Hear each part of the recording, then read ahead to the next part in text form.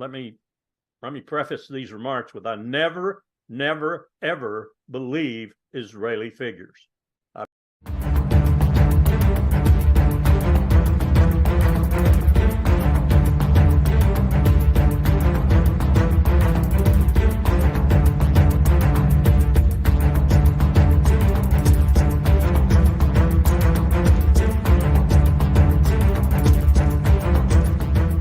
Welcome to the Daily Wrap-Up, a concise show dedicated to bringing you the most relevant independent news as we see it from the last 24 hours. Wednesday, March 20th, 2024. Thank you for joining me today. Sorry for the delay to get started. For those that were waiting on the time we set, trying some new things today to see if we can't circumvent some of these problems. You'll see as we go through the show few differences, new browsers, some new things we're testing out. And of course, I've tested everything as best I could, set up all the things you have to change, all the allowances for video, and nonetheless, there were problems. I just think it was just normal run-of-the-mill glitches and different things that happen when you're changing over processes. But I believe this is better. I like the way it's set up. So you guys give me your thoughts. It probably won't change too much for you, but just the way it feels, looks, the way that the links may show when I post them on the website, so on. Let me know your feedback on this new browser. I think it's Vivaldi is what we're testing out today. But we have a lot to get into. A very positive story today, which is not positive for everybody, but very happy to point out today, and that a person who's been played a central role in obfuscating the genocide, gaslighting everybody around what's actually happening, both the history around the Zionist Israel, or just what they've been doing in Gaza ever since. Eylon Levy was suspended from his position. And I don't believe it was even today. I believe it was over the last week, and it was only just announced. And it's largely around misinformation around humanitarian aid, but not exactly the way you may think. It's We've proven repeatedly since this started, but more and more, so like the last probably month, that he has been repeatedly lying, knowing he's lying. And we prove this. We're showing you the information that, in 15 different ways, that what he says he knows he's lying about. And we'll go into more of that as we go through the show, just at least in that segment. But this is more so about the fact that there was another, we'll get into the person individually who is in British Parliament who made a statement. I think David Cameron made a statement about how aid is needed, which, by the way, we all know. And everybody, including their allies, are calling out Israel for blocking that aid. And only the Israeli government, and only really parts of it, are yelling the opposite. And not just yelling the opposite, but saying that we're bringing more food than they need. There is no famine, things like that, like ridiculous claims, mostly stemming from Kogat and Eylon Levy, both of which are involved in this story. But after David Cameron made the statement saying we need more aid, it's desperate, he responded, even claiming the UN made a certain statement, and he got called out for it by members of Parliament in Britain. And essentially, the way it spun out, people are feeling it's more about the fact that he pissed off the wrong person in Parliament, and it's not so much about the fact that they care that he was lying about aid. I frankly agree with that. Regardless, it specifically came down to the allegation of aid being needed, him defending claiming that it was not, or that it was happening the way it was supposed to be, basically countering their statement, and they said, you're wrong, and they called him out, and he got suspended. At the same point, I don't think for a second that Israel cares about, I could prove to you that most of their government are actively involved or supporting what he was doing. But I think this is about saving face. I think this is about shifting power dynamics. In any case, it makes me very happy to see that one of the most prominent players in the constant propaganda that we're seeing, he and Kogat seem to be sort of trickling a lot of this stuff out to the Eli Davids of the world, is currently suspended. And what that shows you is that really, for the average person, that he was in some way misleading people. The dishonesty is literally rampant. It's everywhere. We've shown you this constantly. But I'm hoping that some of the newer people are going to say, okay, this really does solidify for me that there's a lot going on that they're lying about. Now, every war we see this, but this is a lot more egregious. When we can see the level of famine that's taking place, the starvation, the genocide that's ongoing, and how all of this is meant to sort of cover this up. And it's not even as if it would make it any better, a typical war dynamic. The idea of the things we've seen in the past, even though those are rife with false narratives, This is clearly about executing what they've always been trying to execute in regard to ethnic cleansing, occupation, more so than already in the sense of settlements, because this is already an occupied area, 2005 forward, regardless, it has always been occupied. And the port and the plans we've discussed, and a lot more than that, quite frankly, which is too much to get into for an opening, but the Greater Israel Project and the reality of what their plans truly are from a Zionist perspective. The illusion of the overlap of Judaism is a Zionist ploy that a lot of Jews in the world are finally starting to call out. And it's quite a large portion. And again, like I've said lately, I started to feel like it's getting close to a majority. And I might have always been that way, but we should question those things at the very least. But a lot of other things to get into today. We're going to talk to start about a couple of points that aren't necessarily related to the Israel conversation and go through some funding issues as well that I think are important. We're going to talk about a lot of propaganda today that I think is important to break down, because that story from Elon Levy sort of opened this to, we got to start questioning, as we all have been, but rehashing the things that we should be acknowledging to the newer people to the conversation are also lies. And here's how you can tie it back to the same person and the same agenda. But we're going to go through a lot of those different lies that pertain to the numbers, that pertain to a couple of points about the hostage conversation, but all these as they relate to the stories we're discussing today, in particular, another terrorist attack by the Israeli government on what appears to be civilians, but the story is still developing. Either way, it was in the West Bank. Then again, like I've been telling you, these are not just IDF or settler attacks. We're talking about bombs falling in the West Bank. I don't think most people even really understand that is, I don't even know how to frame this properly, because out of bounds, illegal, these things don't even matter to the people we're talking about. But the idea being that it's Hamas and it's Gaza and the focus there, yet the amount of children that have died in the West Bank, or the amount of people's homes that have been displaced from, or the amount of people being killed in the West Bank it's, as we'll go through, the deadliest year is specifically for children in all of these areas, in the West Bank included, before October 7th. This has only gotten worse. And we're going to talk about why this is illegal, regardless of what they're claiming is true. And it's pretty clear that it's not, but how this affects the rest of the conversation and how this has been ongoing long before. And that we've gone over the 972 magazine article about the mass assassination program and why at best what they're claiming is completely flimsy, and we can prove it. So it really, at the end of the day, to them, what they claim is a credible threat of what may be a terrorist or a kidnapper ends up being as simple as somebody who is in the same building as somebody else, or somebody who's seen in the same areas that these people are, or who might have had a phone call with somebody. And we've talked about this. The magazine article goes over it. And they're murdering not just the people by that association, but people that are around them. Now, this makes a lot more flimsy the argument that human shields, well, they're all around there, will kill 400 innocent people to get that one Hamas leader in Jabalia refugee camp that turned out not even to be there. But what if that person you didn't know for sure was the Hamas commander? What if it was the idea that we assume he is part of it because of this tangential connection, and then you bomb and kill 400 people? Obviously, even the first part of that was illegal and completely unjustified, no matter how you spin it. Even corporate media was shocked when they said, yeah, we killed them to get, 400 people to get that one person. And again, who wasn't even actually there. But when you can see that they're conflating the most flimsy things to make those arguments, I mean, it gets even more ridiculous. And obviously, I don't need to convince you, seeing as how many people have been killed and the numbers are very obvious. No narrative you spin over this is going to make this make sense. And a lot of the stuff we talk about today is difficult. So let's start with a couple of points I do think are very important that are not related to the larger conversation of today. And this is,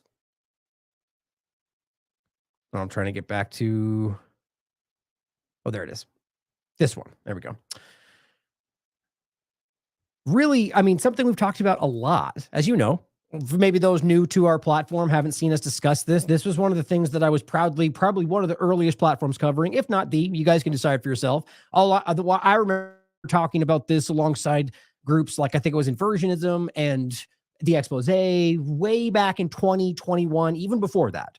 And this is about the collapsing athlete conversation, which has never really stopped. And really, it's about collapsing human beings conversation. But what I highlighted all the way back then, and here I'll include some of these articles for you. This was one of the earlier ones from 2021.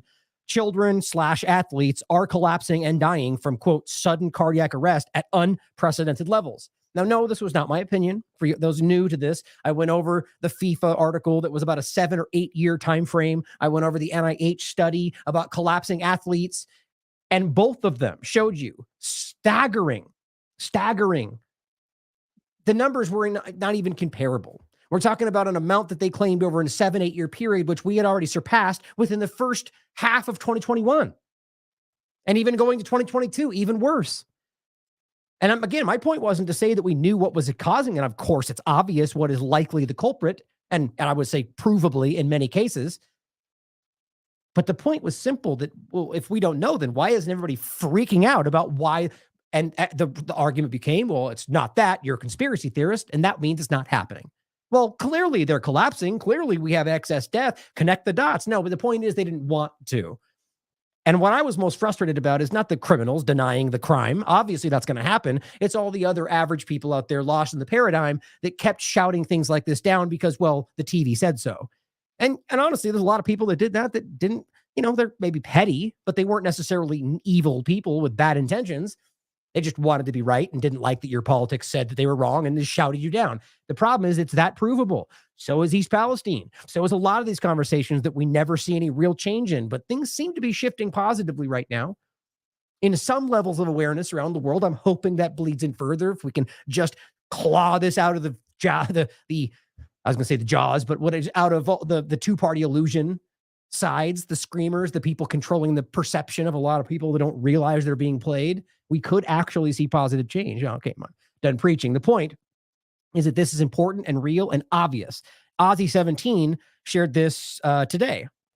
And he's been, again, one of the people, by the way, I should also shout out since he's doing this today, that he, from the very beginning, he's one of the people that I've seen call this out. And he's saying here all the way down 17th, simply going, oh, another athlete has collapsed. And I can almost guarantee you that there's been examples of this throughout the last month and even before. And it just takes somebody like Ozzy17 to kind of point it out, highlight it, and then people start putting the dots together. But the point is there's a person collapsing. And my point is, not, you feel free to dive through this. I'm willing to bet you most people these days have had some level of a shot. So it's not hard to say that that could be related, and it should not be dismissed because of that. The ubiquitous nature is definitely part of the game. But then, of course, again, we saw another one. And the point is, just cut to the chase. He's saying third footballer collapsed on live TV this week in 1 week, which really adds up with what we've seen since 2020. 30-year-old Egyptian national footballer. Again, now they make the argument that they're athletes and they're pushing their bodies, which is why this makes sense, but that's not true. The reality has always been it's more unlikely for somebody who is at peak condition, who is always taking care of their body. And that doesn't mean every one of them. But of course, then you weigh that with the fact that you are pushing and to extreme limits with your body. But you overlap that with just other character. You'll find that it is not as high as they tend to say it is. But there is a level of risk that goes above some of these healthy average people. But my point is the same. You go back to any year before 2020. And in fact, like I said, let's take the FIFA study specifically, 8-year period, if I remember correctly. It was a long years, I think 7 or 8. And that was comparing all of these athletes just in that one area. My point was that you can compare the same levels and it is astronomically higher. And it's just sad to see that, these people are dropping dead on the field. And again, the main point we made back then is go back before this. Look at athletes. Look at in Canada, they talk about the teachers. Or there's always people seem to focus in on what they think they're connecting to. But the point is, it's just people. People are dying because they took these dangerous shots and they're collapsing all over the place. And you find studies that prove myocarditis connection that they denied and still kind of do to this very day, or thrombosis or blood clots or all these things that clearly connect to this, but we're baffled by it or baffled. It just makes you mad, doesn't it? That we know this, truly know it. Thank you, Ozzy, for continuing to highlight this. I'm glad people are staying on that. I'll include the link here, by the way, to just kind of like the general collapsing athletes archive, so you can look all the times we've talked about this repeatedly all the way since then. And still, some people try to deny this. Now, on some other points, I want to include this since we were talking about the deep fake conversation. And again, I just want to laugh at the whole Michael Rappaport thing that I think is so interesting. And, I don't even know. You guys can decide where you think that landed. I still think it's most logical to assume nobody could be that stupid just to walk out into a hallway while they know they're doing something that they, would be seen as bad. In any case, the way he keeps screaming about, like the way he's acting after the fact makes it seem almost like maybe he did. Maybe he is that stupid. Who ultimately knows? But my point was always not whether it was real. It's about the fact that the deep fake conversation is being hoisted upon us right now. South Korea speaks up about the problem, right? We have all these different things popping up. Who was it? The other one, Rabbi Shmuley says, oh, I'm being deep faked. all kind of within a process of a couple of days. Even though it's been here, I get the sense this is coming more. And this was shared this with me saying, Mario Nawfal, which by the way, just, if he's reporting it, you should double check, make sure it's actually happening. But this is something I've seen reported. Fake AI live stream on YouTube scamming listeners. Interesting. Which is, by the way, hardly new. I've seen this happen so many times over the years. But what's interesting is how it's being focused on now by Mr. Big, totally not mainstream alternative media, Mario Nawfal, who seems to just kind of pick out what he's supposed to. I mean, you could decide whether it's intentional or not, toe these lines in certain ways. But it's interesting is it's the Patrick Bet-David show. But apparently it's not. Like, I'm not even sure how to take this because based on the writing, it's all been deleted now. They saying it, like, you can even see down here, YouTube spoke up and said, thanks for flagging this. We've terminated the channel that get out of there.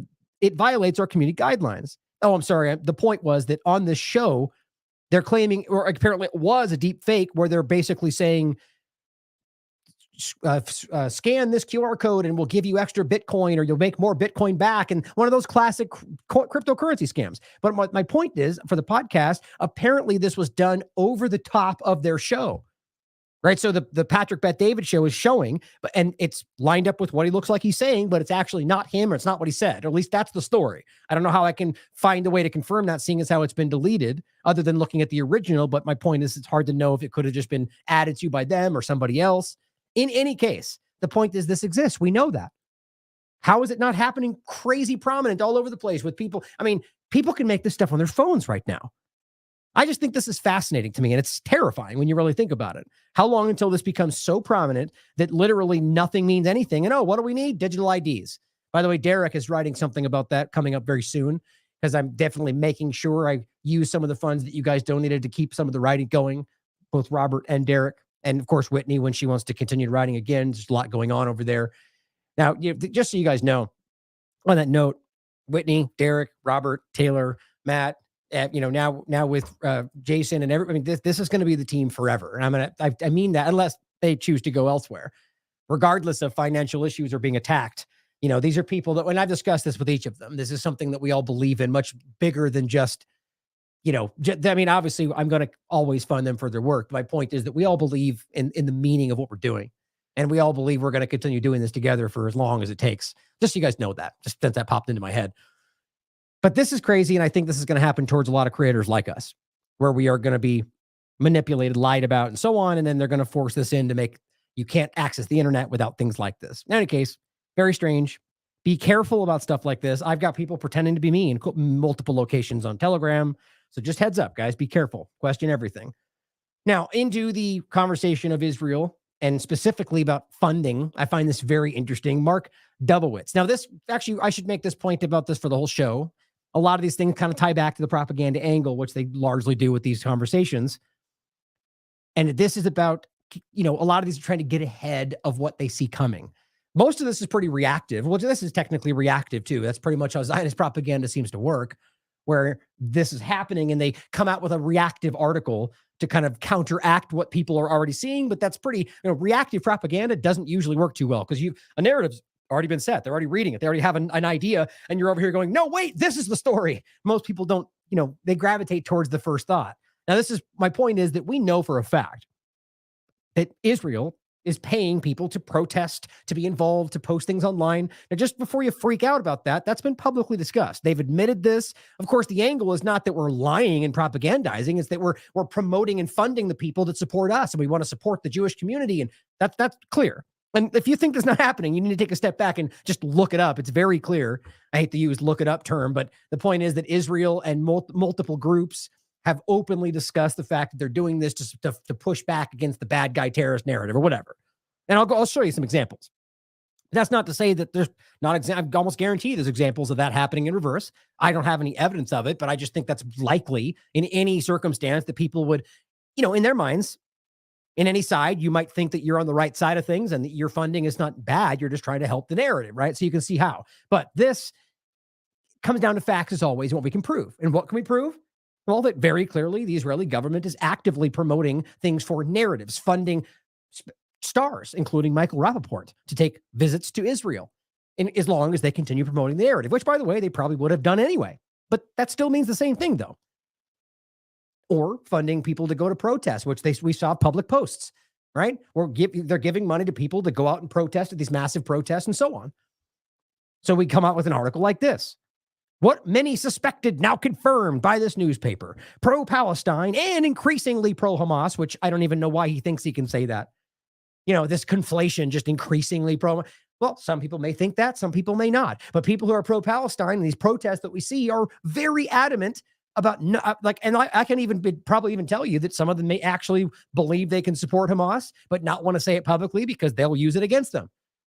I don't even think that's the majority, but either way, the point is that very few of them are actually openly saying that. So the fact that they just try to make that the case means they're assuming at best. But it says protesters are being paid to protest, he says, to block highways and roads, to intimidate and threaten Jews and non-Jews, to cause chaos. Well, I like that point right there because, okay, well then all you had to say was threaten people.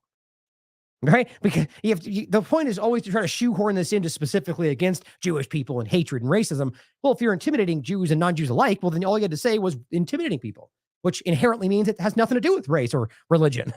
But yeah, I think that's always very clear. Dave says, I bet they don't get as much money as the IDF trolls and AIPAC supporters. These are a little out of date.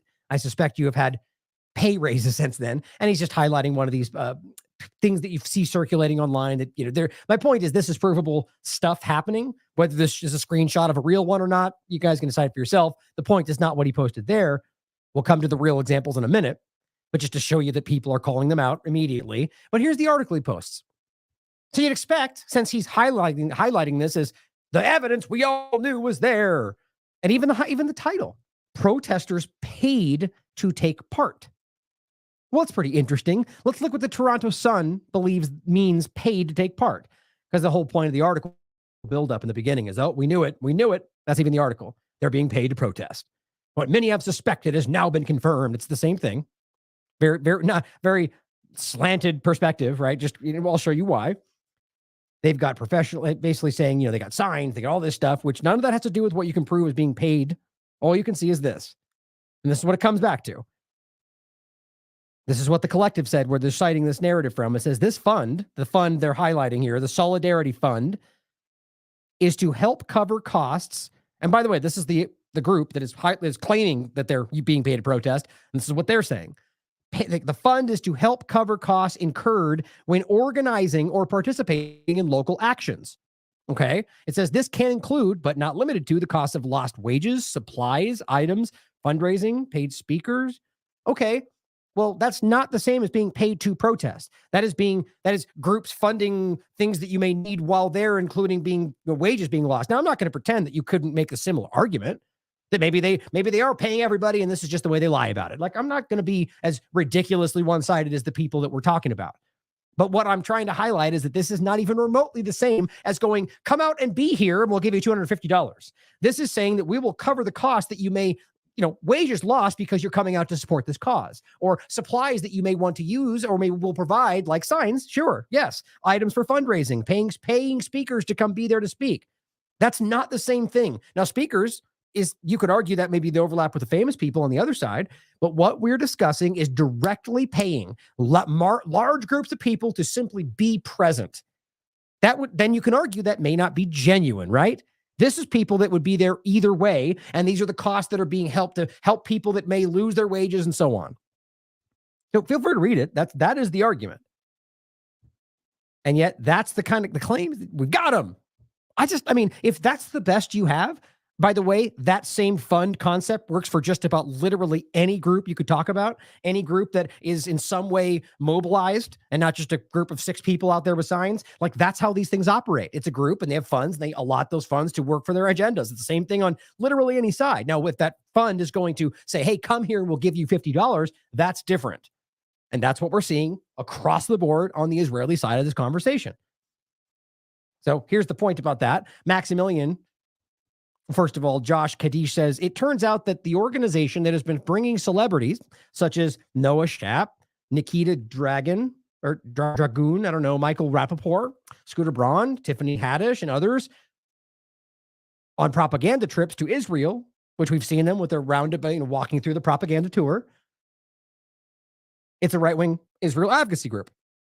Over the past 18 months, the Maccabee Task Force has allegedly brought over 150 celebrities and social media influencers on fully subsidized trips to Israel in exchange for them posting pro-Israel content during and after the trip. Now, of course, that's exactly the reality.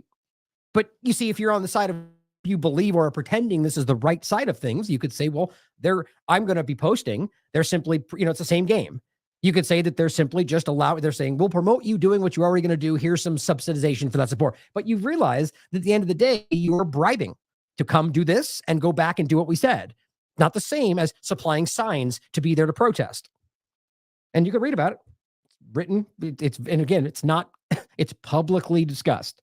It's just all about the framing, right? And this is what Maximilian says. So all these celebrities that have traveled to Israel and used their social media to promote and defend Israel do so because they're paid? Well, I don't know if that's all of them, but provably some of them, yes. And now, again, they'd probably be supporting this anyway. Like a Michael Rappaport, he's been very rabidly pro-Zionist as far as I've ever seen him on social media. So he'd happily take the money for something he was already going to do. Doesn't change the reality, though. Now, this is somebody responding, just highlighting, every accusation is a confession. Now, this is a random screenshot he included, but my point is, this is, feel free to grab it. Don't take my word for it, especially since it's a screenshot. Make sure you look it up. But this was just one I grabbed last second to include the reality, because this was circulating. This is widely seen that they were offering college students to attend these rallies, and they were going to pay them for it. Now, we just talked about Al-Shifa Hospital on the 18th. And the horrifying reality that it really is in the ongoing situation there. That this is the second time now in a large sense. There's plenty more than 2 times, but in a large sense that they have besieged and attacked this hospital and killed innocent people inside of it, and plenty of doctors, not local people that have come from London and so on, like Abu Sita, who is currently outside Gaza, who's telling you everything he saw, which is horrifying. And we'll go over some of those to start from other people as well. And by the way, that they arrested the Al Jazeera team and they're deliberately starving Gaza. Now we're going to add to pretty much all those things today. Now, I wanted to also point out before we go into it, which is why I mentioned the show, that I played the Al Jazeera video about the bombing of the area. Now, first of all, as a news organization, or really anybody posting content from a news perspective, under the concept of fair use, you have a legal right to use that kind of clip for criticism, for commentary. That's why these news groups, you can share little clips. You can't just play a 2-hour video, right? The point is, though, you can share this, and that's fair use. There's no copyright claim there. So what's strange to me is that I shared their video while I was on this in my Clear News broadcast. We're well-known group, and the link was included. I said their name while I was playing, gave them full credit for it, and weirdly enough, not like it matters, by the way, because it's a pirate channel. I don't care about YouTube anyway, but I found it strange that Al Jazeera hit me with a strike on this pirate channel for using that video. And it says then that when you read through it, requested by Al Jazeera. And you can see it was my IDF once again strikes Al-Shifa, link to the video itself, which is right here. And you remember we showed this. I just think that's strange. Like maybe YouTube initiated that and they just kind of hit it without thinking. I don't know. I think that's strange. And the other part was funny was that they say, you can remove the strike if you go to copyright school. It's just so funny. These people just so ridiculous. It's all about social engineering to try to train you how to think about this, when the reality is I'm not the one violating copyright here. What I'm doing is legally protected under fair use, but they don't care about that. In any case, if you want to know more about the ongoing criminal activity the Israeli government is conducting around inside Al-Shifa Hospital, this is a great breakdown from the Electronic Intifada. It's pretty much everything we've already been telling you, what we discussed last time, but they do a really great job of breaking down, the reality that there were 30,000 plus people that were there, that they were all got forced out. And I showed you the videos and the images, pushing people in their wheelchairs down the rocky road because they got pushed out of Al-Shifa Hospital. And there's no proof of any kind, or even the evidence they showed you was flimsy at best. Another table with a couple of guns and a bag on it. No, that was it. It's headquarters. Nobody's believing their narrative at this point, not even the corporate media. And yet they're somehow still letting them murder people. Here's another one of these propagandists. And this guy, by the way, is an international human rights lawyer, which he should be embarrassed for even claiming anymore. He's saying Hamas have, yet again, turned Al-Shifa Hospital into a command and control center. So how embarrassing this is to and by the way, you're going to notice twice today, the Telegraph seems to be aggressively towing the line. Like of all these platforms, that seems to be the one that is like not even blinking.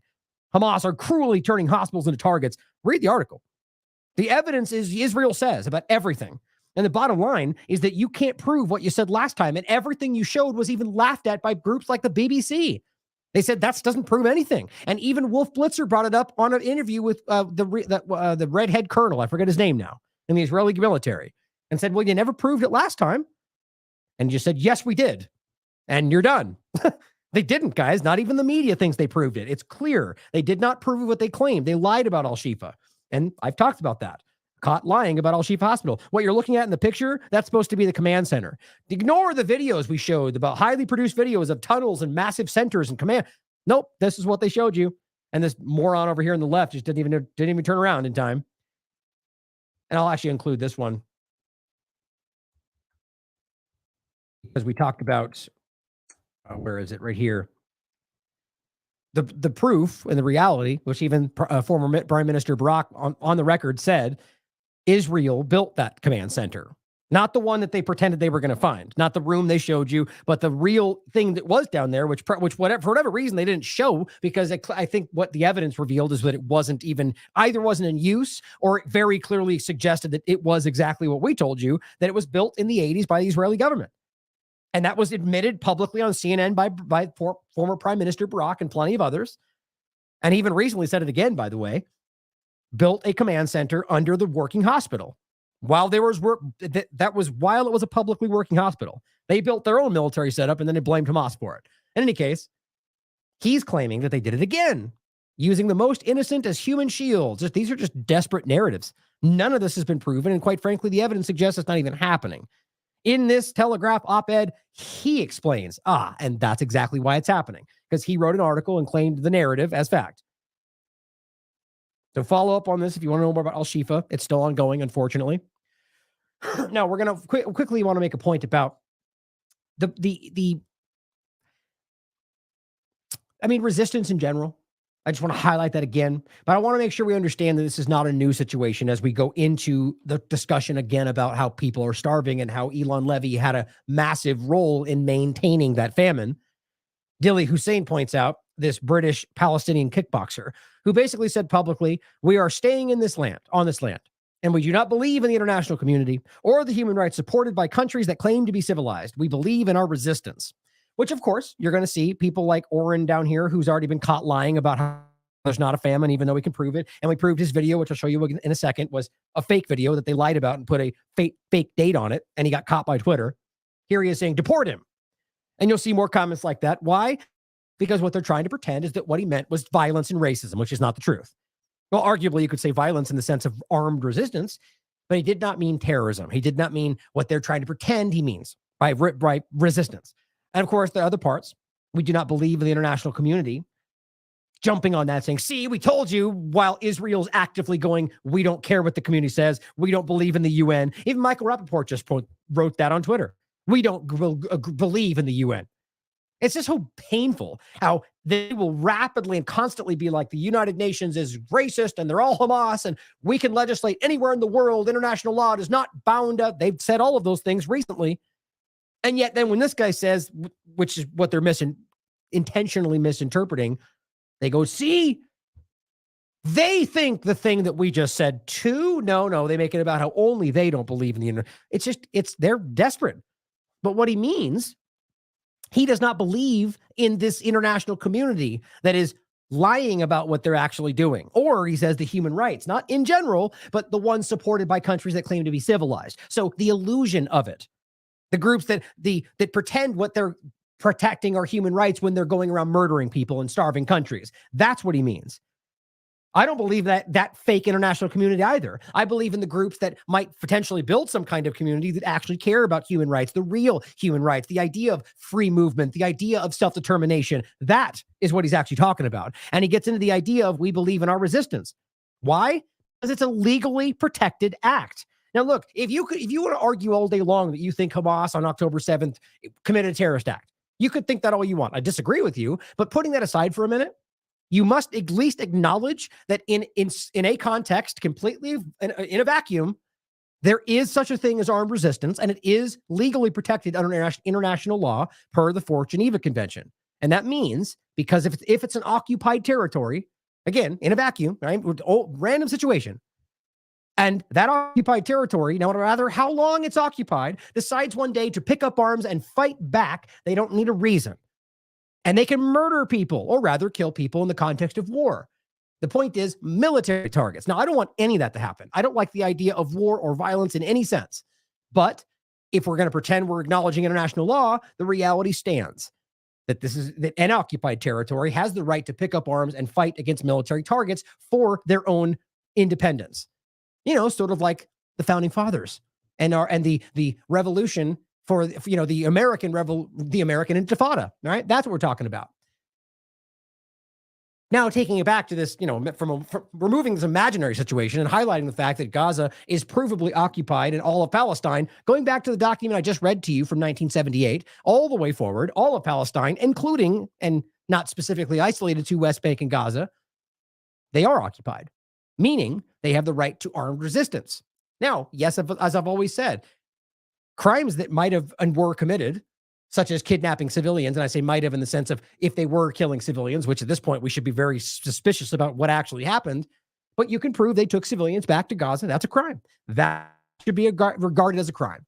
But going forward, the resistance needs to be regarded as resistance because that's what it was, provably, under every single metric and name and everything. The only thing that makes that not is the fact that they go terrorism. Well, historically, you know what they called the American patriots fighting for the independence of the United States? They called them terrorists. Doesn't mean that one's right and one's wrong, or they're both right or they're both wrong. What it means is that it's easy to make that happen or call them that when you just don't like what they're fighting for. So on that note, Arsen Otrovsky, again, the one lying about what's happening in general, says, remember, we wouldn't be where we are today, meaning post-October 7th, if it weren't for what Hamas did on October 7th. Just stating that publicly for the 15th time in the last 6 days, it's embarrassing because it's clear propaganda. Because if people think that, they don't need you to say it. So all that's for is to try to go, hey, look over here. This is the truth. Just change your mind. That's all. It's just propaganda. And it's also provably false.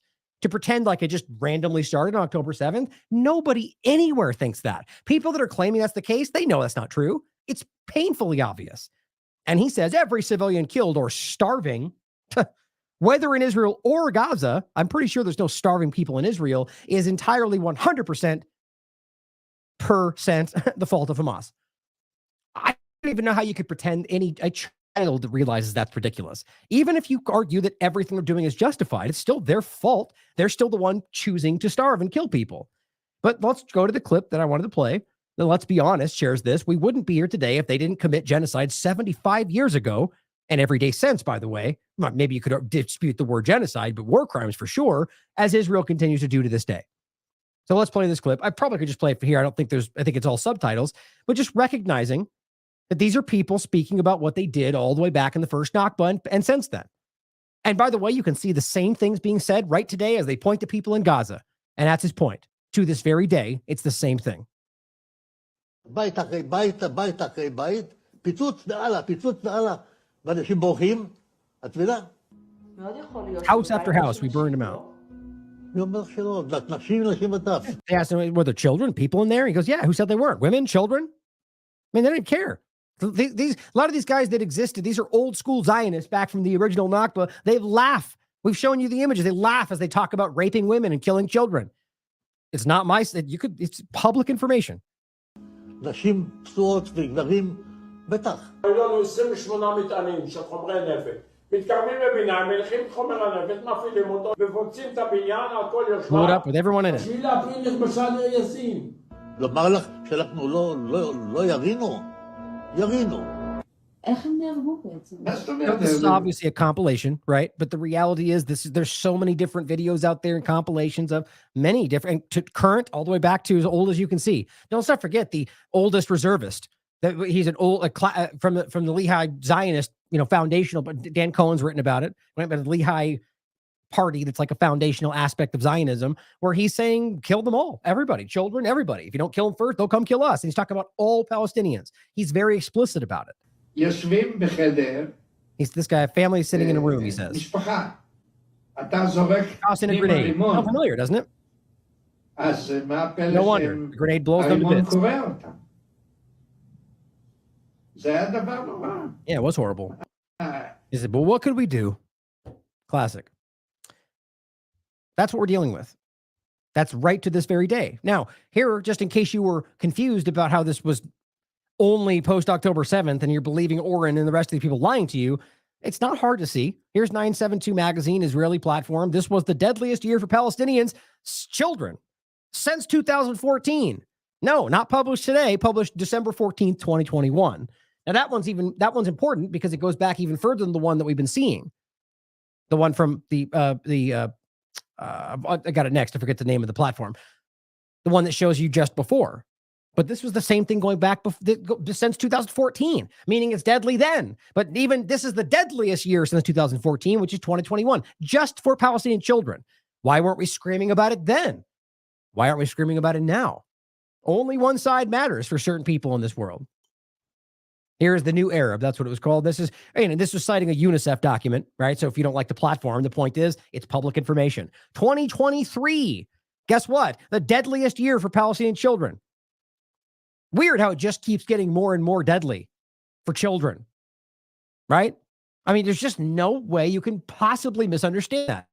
These are not children strapped to legs everywhere, guys. These are children like we're seeing today. They're in the West Bank, for example, and everywhere else, being killed in their beds, starved to death. Mike, this next clip, guys. I'm going to play this video first, and I'm just going to warn you way ahead of time. I actually forgot this was in here. The one beneath this that I'm going to show you next. I had a really hard time with this today. And this is the kind of thing that should really reflect on the next segment about Elon Levy and the rest of them actively lying and allowing stuff like this to happen. I'm only going to show a very quick the clip. I can't even bring myself to play it, guys. It's a video of a mother holding her child that was burned so badly that her eyelids are burned off, her face looks like plastic. It's horrifying. And yet she's singing because she's just trying to maintain some level of humanity, you know? And I'm sorry, it kills me, guys. This is such a hard topic. This child is just trying to live. And people in the comments are, acting like it's fake or that it's, and I'll tell you, when I first saw this, I'm thinking to myself, this is not real. It's like your mind doesn't even want to accept what you're looking at. And I just want people to realize that this is the reality of what children are living through, not just adults. And this has nothing to do with whether the human shields or whatever the nonsense they're spitting out. These are just random people, in most cases, that are in safe zones who are getting bombed and what they're living through.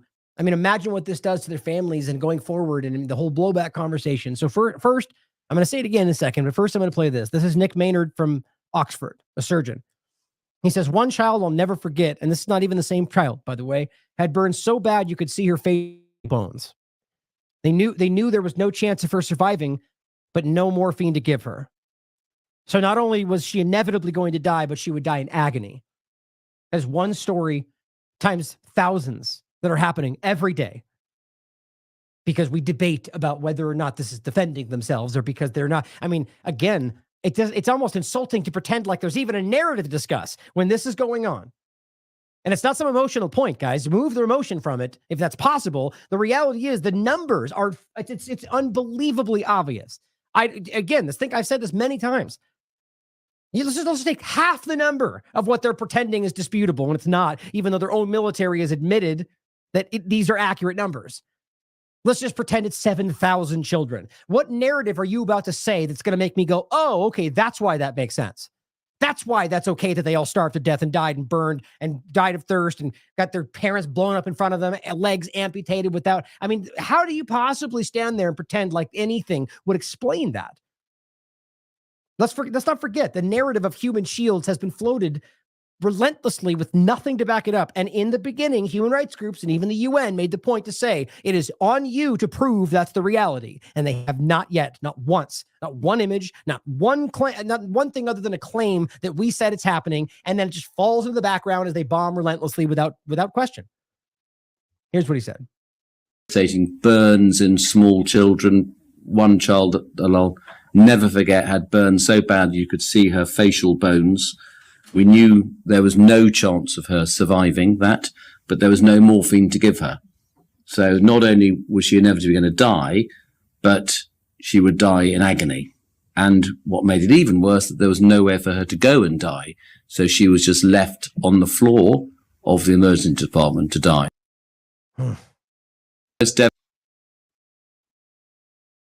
So sorry for the momentary derailment. I just want to point out that the point from yesterday, Peter, since you're asking, was I was unaware of whatever you guys were talking about. All I can see is somebody, spamming the chat. And so that's what we take care of. So don't take it personally. Orwell said she explained to me what was happening. So in any case, I'm going to show you this next one. Okay. Oh, and by the way, on that note, since I brought it up, apparently there's all sorts of stuff going on with the chat. It's YouTube, guys. YouTube is just an endless censorship dumpster fire at this point. But apparently people are unable to post what they're trying to say. A lot of the people that are constant, people that are mods or with this channel often ultimately are they aren't even able to log into the chat. And apparently people are you can see entering one letter at a time. At least it was the other day. He was kind of joking this time. But in any case, the point is that it's very clear suppression, censorship just about everywhere. And again, going back to this horrifying thing we're about to talk about, is because we're talking about stuff that is real, that people need to see. Now, like I said, I'm just going to quickly show you so you understand what we're talking about. If I don't recommend you let children see this. I recommend that this is something that you I don't know, look at it if you like to. I think it's important that we know what's happening. Now, like I said, this is Khaleesi that said this: the Palestinian child sings despite being severely burned by Israeli bomb strikes, during which she lost her eyelids. Just look at the courage. Now, it doesn't even look real. And it's just so hard to realize that people are living through this. I don't know. It just got to me. I mean, it's hard to even watch, guys. It really is. It's rough. And it's happening. Now, one thing that I'm seeing that is at least somewhat positive, and I don't think it's because they care. I think it's because people are calling them out. Canada is now saying that they're going to stop delivering arms to Israel. Now, does that mean that they're going to do it secretly? Probably. In any case, I said, well, it's quickly becoming clear that the U.S. government is the sole reason, outside of the obvious being Israeli actions, that this genocide continues. Trudeau government will stop sending arms to Israel. Now, here's how they responded to this, or at least one of their propagandists did, saying Canada's foreign arms minister says the Trudeau government will cease arms exports to Israel, which is just there's arms are going left and right all over the world by, and of course it's only, support and aid when the good guys in the quotes do it. But when their adversaries do it, it's secret arms trafficking. It's all the same thing. They're all profiting off the sale of murderous weapons. They just pretend when you do murder, then it's good stuff because we're good murderers, right? But in any case, the point is that to say that they stopped exporting arms, well, you could pretend obviously they say, if you read it, there's issues about what's going on, and there's rightly reasons to be concerned about how they're being used, clearly. My point in saying this is that to immediately make this about some kind of a racial or a it's crazy to me that everything becomes, I don't want to only make it about a racial thing. I'm trying to think of the right word for this, that just, it is, Canada suggests they're going to stop sending arms exports. And the point, I'll just read what she said, and you'll see my points. I can't find the words for it. Canada has broadcast to every terror group on this planet that they can murder, maim, rape, and abduct civilians, and there's no consequences for them. In fact, Canada will punish the victim. Just think about how wild that is. So you're telling us, first of all, by not sending you weapons, that you don't, realistically, you don't need their financial support. Why Israel is just sucking up all the support of all these groups while they have plenty of financial support of their own. And then to suggest by not doing that they're punishing you for what? For murdering civilians? Like the game is to suggest that you're being punished, or rather supporting terrorism, by not letting you use weapons to keep killing children. Like, look, you really, since October 7th, and again, the entire discussion of who killed who needs to be fleshed out further. Tomorrow, I'm probably going to do a specific kind of watch along with this documentary I was sent. I think is interesting. and it gets into stuff like that. The Hannibal directive, guys, we need to realize that I don't think we can prove anybody, that doesn't mean that they didn't prove, was specifically killed by just Hamas. I've seen videos that show all sorts of things, but I can't find one, if you have sent it to me, that shows explicit shoot, kill right in front of you, civilian. Not IDF, not military, but civilian. And that's important because it doesn't mean they didn't. But clearly, we know that the IDF shot their own people. We know that they intended to in many cases. So we should be very clearly questioning whether any of them were. Certainly is a possibility, right? So my point in all of this is the idea that we know since then, the only thing that's been happening, even the argument of the rockets you point out, has anybody been killed? Are they even actually flying? I mean, I know Lebanon has shot rockets, but the point is they play their little game about how, well, there's no guidance systems, which makes them indiscriminate, which makes that a war crime. You've heard that too, right? They say that endlessly, except when they want to, like they just shared yesterday or today. Here's all the rockets that Lebanon sent. Each one has an address, and they're going to kill. How is that not a work? Oh, wait, so you mean the unguided rockets that you just told us were a crime because they were unguided now suddenly are directed towards your homes and have addresses? They lie about effing everything. It's it's infuriating. But my point here is that we know since then that we haven't seen anything other than the constant death of children and innocent people in Gaza. Even if you want to take the numbers they claim they've killed of Hamas, which, by the way, they've yet to prove any of it, it's still a huge and endless and insurmountable number of human civilians. But let's pretend like you're punishing the innocent victim by not sending arms to a group that's been called genocidal by the World Court, or meritus anyway. But it says to broadcast to every terror group. Well, isn't that exactly what the Zionism has been doing? Yes. That's, of course, Mr. We Lie, We Cheat, We Steal Pompeo, who weirdly seems to keep sticking his finger in this conversation and just stating, like, I mean, I probably just did one of his interns just to asking Israel, what do you want us to say? Got it. Establishing a Palestinian state, he says, is in response to October 7th massacre would be a clear reward for terrorism. As if this, like we've never talked about two-state solution going back for, like, it's just so infuriating. They think you're this dumb. That's truly how these people, they think you are this stupid. They think we all are this stupid.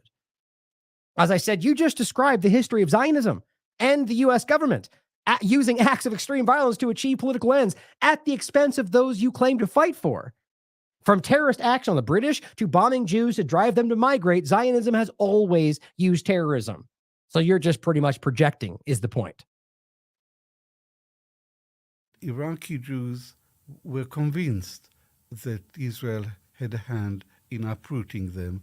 After the 1948 war, there was mounting popular hostility towards the Jews in Iraq. 5 bombs exploded in Jewish sites. The series of bombs created a panic which led more and more Jews to register to leave the country. I met an elderly friend of my mother's, an Iraqi Jew called Yaakov Karkukli, who had been in the Zionist underground. One member of his group, Yosef Basri, a very, very intelligent Jewish lawyer, and his assistant, Shalom Saleh Shalom, were responsible for 3 out of the 5 bombs.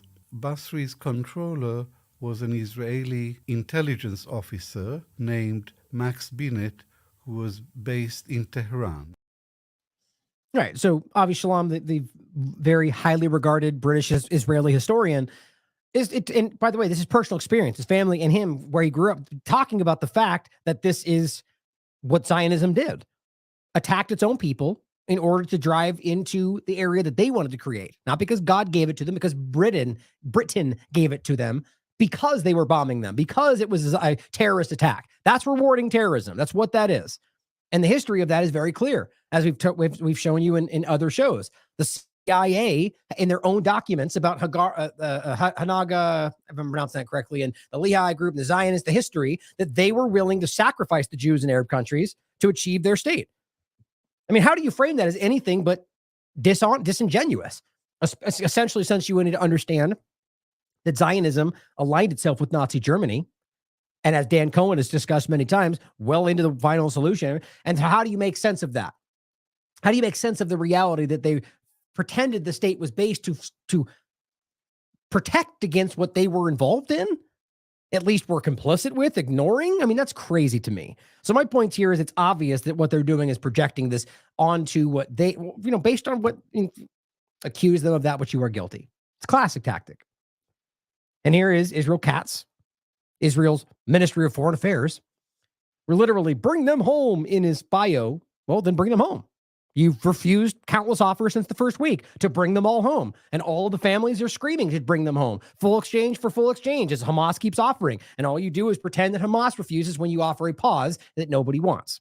But it says it's regrettable that the Canadian government is taking a step that undermines Israel's right to self-defense against Hamas terrorists.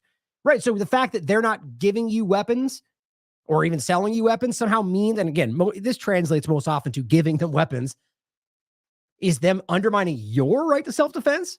So your self-defense doesn't exist without Canadian weapons? I mean, see, this is just such a flimsy setup. And it's not self-defense, seeing as how you're attacking for 5 months. But anyway, it says you who have committed terrible crimes against humanity, not that I can see, there's been crimes for sure, but the provable claims of atrocity propaganda have been debunked in almost every case, and against innocent Israeli civilians. Well, again, I don't have proof that any one of these civilians were actually killed by Hamas. And their evidence is overwhelming to show that some of them were killed by the IDF. So I'll let you figure that out, including the elderly, women, and children. History will judge Canada's current action harshly. No, it won't. They're on the right side of history, but only briefly for 1 second after they've been allowing this, and probably will still after this. But it says Israel will continue to fight until Hamas is destroyed and all hostages are returned home. Well, it doesn't make sense to fight until they're returned home because the fighting is what is, in fact, killing them. We'll go over that shortly. Now, this is the new browser setup, by the way, which I find interesting. As you can see for the podcast, you can't see it, but basically, there's a way to do this where you have like these subsections of these tabs, which I find interesting, but it might get confusing. Just pointing it out because I thought it was interesting. So this is a little quick kind of pre-section about starvation before we get into the Elon Levy point. And Alon Mizrazi points out, in the past, we just shared this, by the way, yesterday or on the 18th about Al-Shifa, which he was talking about. And he's captioning that and highlighting that going forward. In the past 24 hours, this is today, he posted it, Israeli media reports that 90 Hamas terrorists were terminated at Al-Shifa Hospital. It's amazing. This is actually when we get into the Elon point, why I think it's so hilarious that now you have people in positions of authority who are just standing up and going, oh yeah, prove it. And this is what happened since, where Elon's suspended, which there's so many 90 Hamas terrorists, which we'll get into again, the fact that they arrested a bunch of civilians, most of which were let go, but they go 90 were killed. There's no evidence of that. There's no evidence that any Hamas terrorists have been killed so far. In fact, they haven't shown you anything. Most of these are civilians, and I think they know that if they ultimately release who it was, that you'll be able to backwardly prove that they were never part of Hamas. Probably most of these, all of them probably. But you guys can decide, and that's not a for sure thing. The reality is, I would also argue that it's likely that there's at least some Hamas members that get accidentally killed while they're bombing all of their own hostages, or just indiscriminately. But he goes on to say that they were terminated at Al-Shifa Hospital, suggesting one of the biggest massacres of this genocide is unfolding. His point being that they're lying about that. So who are they actually killing? Inside Gaza's largest medical center. In the same time frame, all Gazan personnel responsible for delivering aid, weirdly coincidental, not at all, to the surviving population have been assassinated. Which is the point we talked about, the individual that was basically taking charge of the aid in this destructive area, where basically he was the head of the police engagement that was taking care of the aid situations. Robert gave me a bunch of information that, of course, I got after the last show, but ultimately this person, he's not Hamas. Per Robert and Lakesh and plenty of others doing their research. Now, there is a level of overlap going back a long way for a time frame like we talked about when Hamas was running everything, because Israel funded that and made that the reality in order to use that very point to argue they shouldn't get a two-state solution. Problem, reaction, solution. That's what it was. My point is that he is not just what they're claiming is, not at all, not the title, definitely not Hamas today. The point is he was trying to take charge and actually trying to get aid to people that needed it. Then they assassinated him.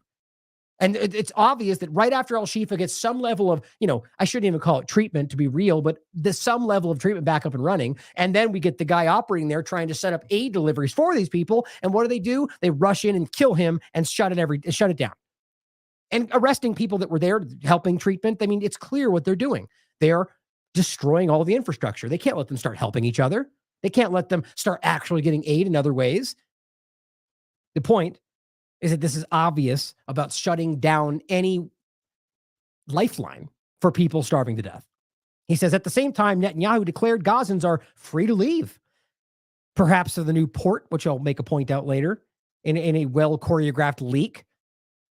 Because the point is they don't want to leave. So this is an argument to keep suggesting, like, you know, from this open-air prison, which in the past, or even probably still right now, most people aren't even literally allowed to leave. But just to leak that out is to sort of suggest, like, to get the conversation going that we're, you know, here, let's let them go to the port, let them go to Egypt. Well, it's up to them. They totally can. They don't want to. That's been the whole point, is that you keep pretending like voluntary migration is happening and they're just not going. It says this means Israel is hell-bent on the final destruction and annexation of Gaza, which I agree with, and a full ethnic cleansing of it. This also means that pressures for it to stop are growing, even from its allies. And this is how it responds, going even harder, which is pretty typical for Israel. And it also means that no concrete steps have been taken by the U.S. to actually stop what he calls the Gaza Holocaust, which is literally the right word for it. Netanyahu has not yet been declared a war criminal by anyone. But this is surely the greatest man-made catastrophe and war crime campaign of the 21st century. 100%. Arnaud Bertrand points out, and this is one of the things that we really need to start understanding, this is not just narratives being spun. There are metrics being met here. There are human rights groups and different people investigating from the ground and elsewhere and meeting things that are, this is where we get into the level, like what these words truly mean. Famine, starvation.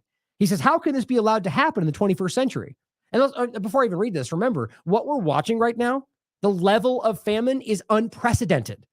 Understand that. This is coming from the UN, Oxfam, the amount of people, and again, it's the same kind of concept as how many people, you know, we're talking about a per capita kind of conversation. The time frame and the amount of people and the size of the area we're talking about, we've never seen this before. And as I think it was, I don't think it was Oxfam. I have him up here in one of these videos I'll show you next. But he's basically telling you, and he's with one of these groups, that the amount of people going from whatever they were at before, which was already food insecure, to the level they're at now, and the time they did is unprecedented. How many people it was. This is a starvation campaign, which is what we told you from the very beginning. What do you think no food, no water, no fuel meant? And the point is that they're choosing to make this happen. 9 out of 10 people can't even eat. 1 out of 3 every children under 2 are literally at the point of starving to death that day. I mean, it's just unreal. The cruelty of starving an entire population is just unfathomable, he writes. Unfathomable. The IPC, which here's the actual link, the Integrated Food Security Phase Classification, Gaza Strip, famine is imminent as 1.1 million people, half the Gaza Strip, experience catastrophic food insecurity. See, this is my point about why I'm so frustrated and why I've been harping on the lies that Elon Levy have been using, because this is what's actually going on. Children are dying as we're speaking, and he's over here saying, no, they've got bread everywhere. That is, again, like I said about Kogat, that's worse than terrorism. You're not just murdering people, you're murdering people and pretending you're not, and then even asking for praise. The IPC, he writes, which is the global authority institution for hunger assessment, on which governments and multilateral organizations rely, now determines that half the population in Gaza is in the IPC phase 5. Catastrophic famine. That is the highest level. The worst classification, where starvation, death, destruction, extremely critical acute malnutrition levels are evident. Okay, so what's the next game? Is the IPC Hamas now? Are they secretly working for Hamas? I mean, what point does this become so absurdly obvious that even the people that are towing these lines for desperate reasons finally pull back? I don't know. But this is just disgusting. This is like I said in the beginning, and every day it goes further, it's even more obvious. This is going to be talked about for centuries. And I mean that.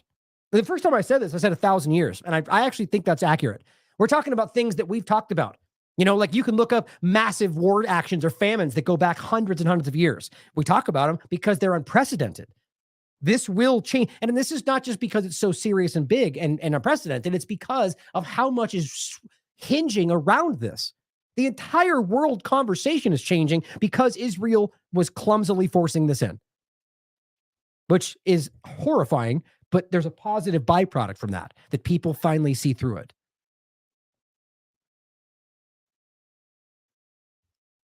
Oh, oops, I thought I closed that. I was going to get mad. So here, unfortunately, as a sad image,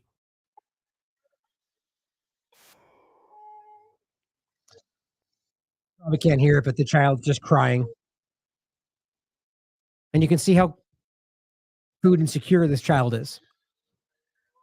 It says Mohammed Najjar before dying from Israel-inflicted starvation. This is happening in 2024 in space age live streaming. Died. This child is now dead because he starved to death. So Danielle says, to falsely accuse the Jewish state, I don't know who's doing that, the Jewish state of deliberately starving Palestinians is reminiscent of the medieval blood libel. Here we go. Filling Elon's place, apparently. By making such outrageous claims, he's literally citing Joseph Borrell, High Representative for the EU for Foreign Affairs and Security Policy, who has publicly said, he has been on a path. They are starving and you're doing it on purpose. Paraphrasing.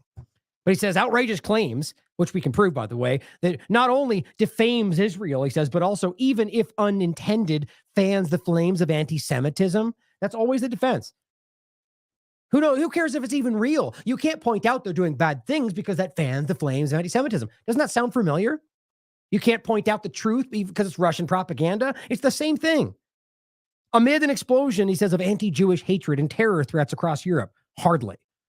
Many of those terror threats come from the Zionist lobby. Oh, no, that's probably the truth. And he says from Iran, which he refuses to list as a terror organization. What, the military of Iran? You guys are cartoons. He says the HR thus put himself outside the EU consensus. Not really.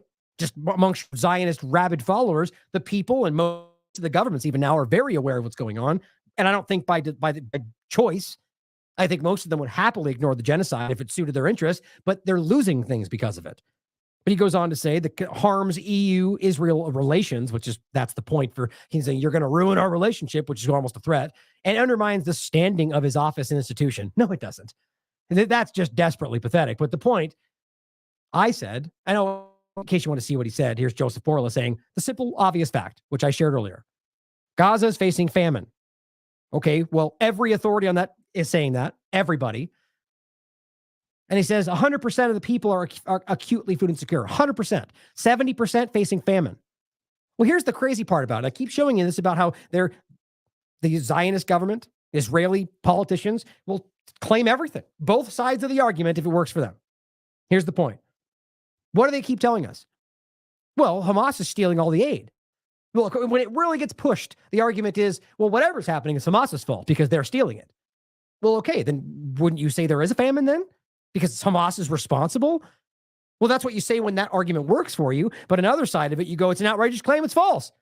Well, okay, so if Hamas is stealing the aid and they're not starving, are you claiming Hamas is giving them that aid? Doesn't that mean they're not stealing it? But if they are stealing it, and you do believe that, then wouldn't there be a famine? Oops. There's so many gaping holes in these narratives. It would be funny if it wasn't so disgusting. That's what I said. Oh, technically, I went even further, and this is the point that brings us to the next couple of tweets here.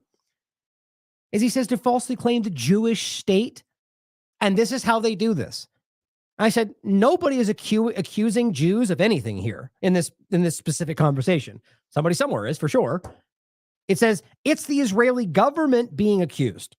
And that you conflate that with Judaism, a religion, is despicable and overtly racist. Israel's accused of starving Palestinians because they're openly starving Palestinians and praising it publicly. Hashtag Zionism is anti-Semitism, because it's the truth. Zionism is the biggest enemy of Jews in the world, if you fully understand what's going on. And, well, so let's give you some examples of how this game is being played still. I mean, this is how pathetic this is. So somebody posted this image of Netanyahu as what is it? Nosferatu, I believe, right? A vampire. Now, the argument is that he's, you're sucking the life out of people, you're killing people for your benefit, whatever. It's an analogy. So any bad guy to frame them as a vampire. It's I don't see any connection to this anti-Semitic allegation other than he happens to be somebody who you claim is in a Jewish state. And you can even say who claims to be Jewish is probably just a Zionist. The point, though, is it's only that because of that. As he says, this is today's La Presse cartoon. He says, this is not okay. He says, you can dislike Netanyahu. You can disagree with his policies. You cannot make anti-Semitic tropes. Well, what about, why do you assume it's anti-Semitic? Would it be anti-Semitic if it was any other, like, what if it was Biden?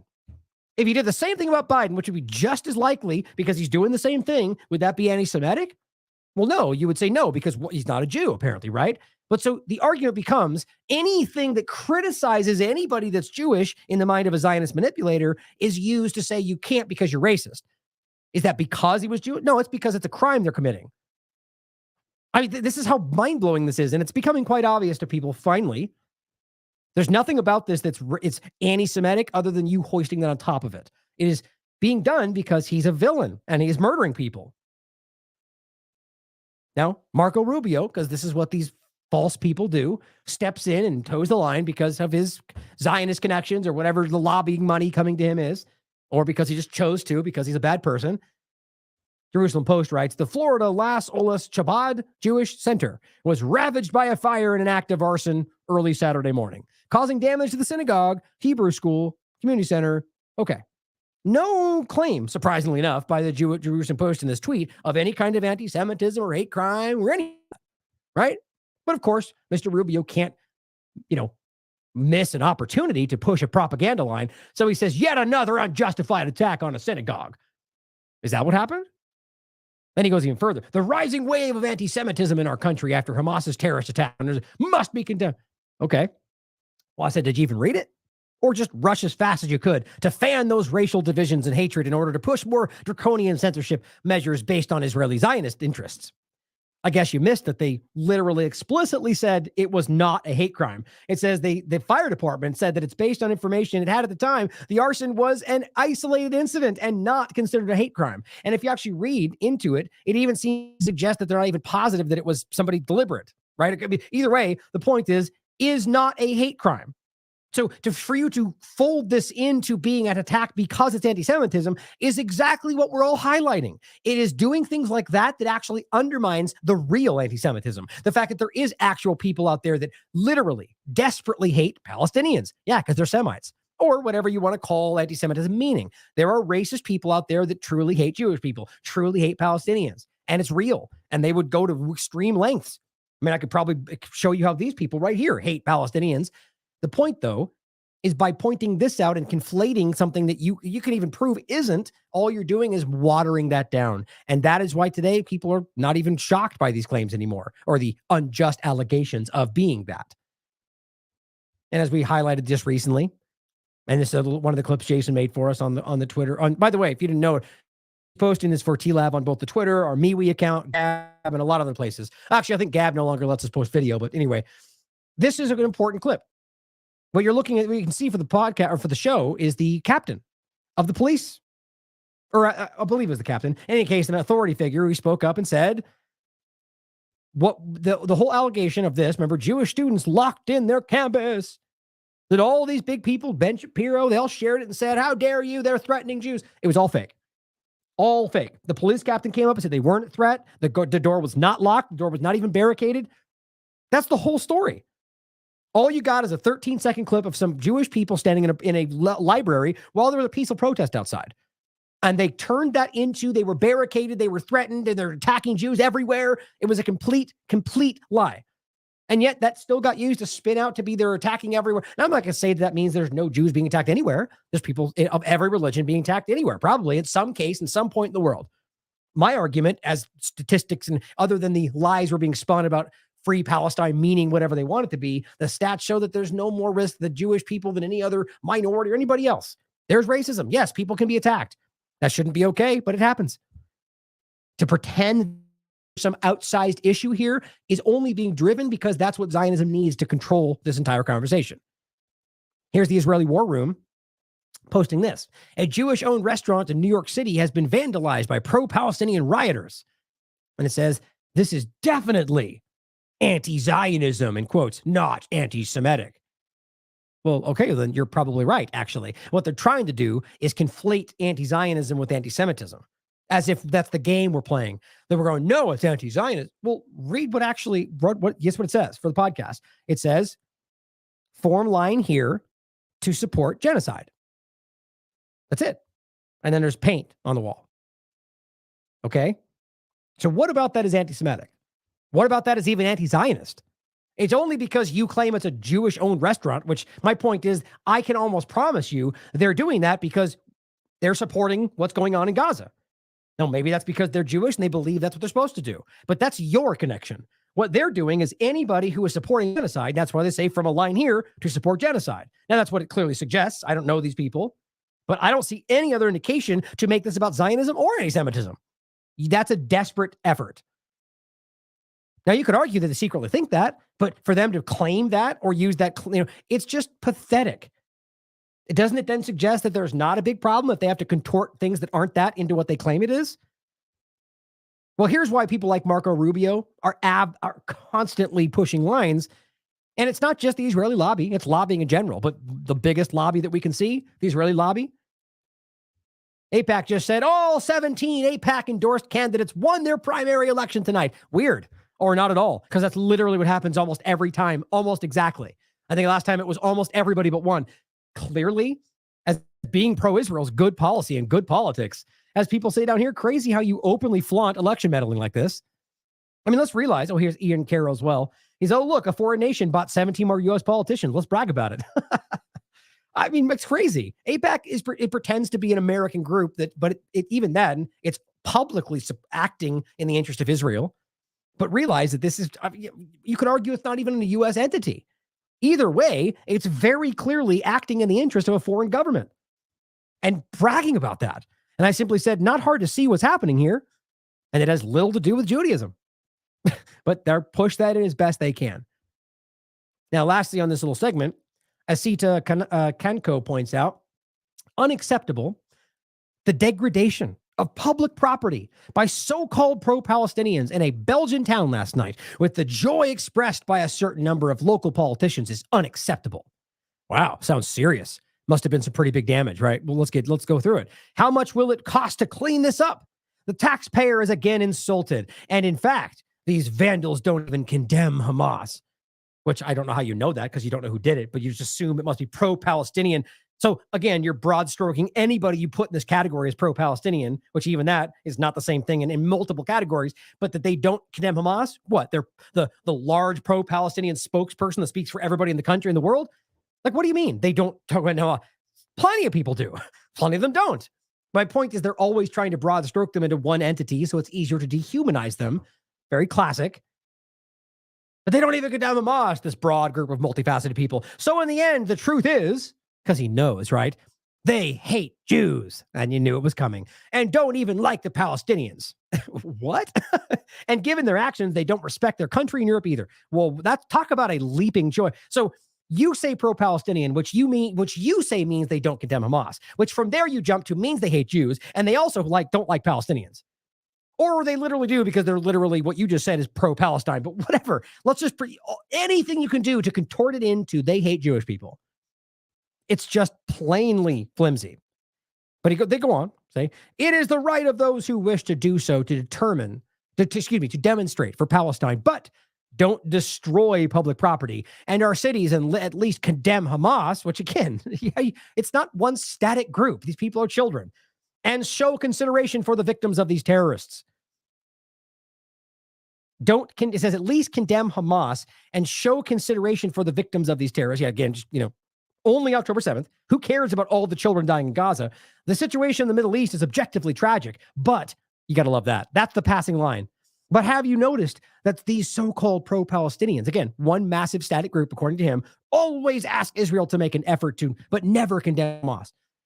Always ask Israel to make an effort to what? Condemn their genocide? Have you ever heard one single Israeli politician ever say they condemn, or even an individual, what's going on in Gaza? Plenty of people in the United States, even those fighting for ceasefire, I've never heard one of them go, I condemn all of it. But they never condemn Hamas. That's also a lie, seeing as how a lot of them have. People that get pressured online on some talk show, they go, yes, I do. But why? Some of them, yes. As you all know, we've seen it. But he says they don't demand the release of hostages. Yeah, they literally do. They're literally calling for a ceasefire. I don't understand why these people are this uninformed. And again, this is a member of European Parliament. Think about how embarrassing that is. They don't demand the release of hostages. Ceasefire is about the hostages. He either knows that and doesn't care, or is that stupid. They never demonstrate for anything else. I mean, I just don't even know where that's coming from. What about like Code Pink and Jews for ceasefire?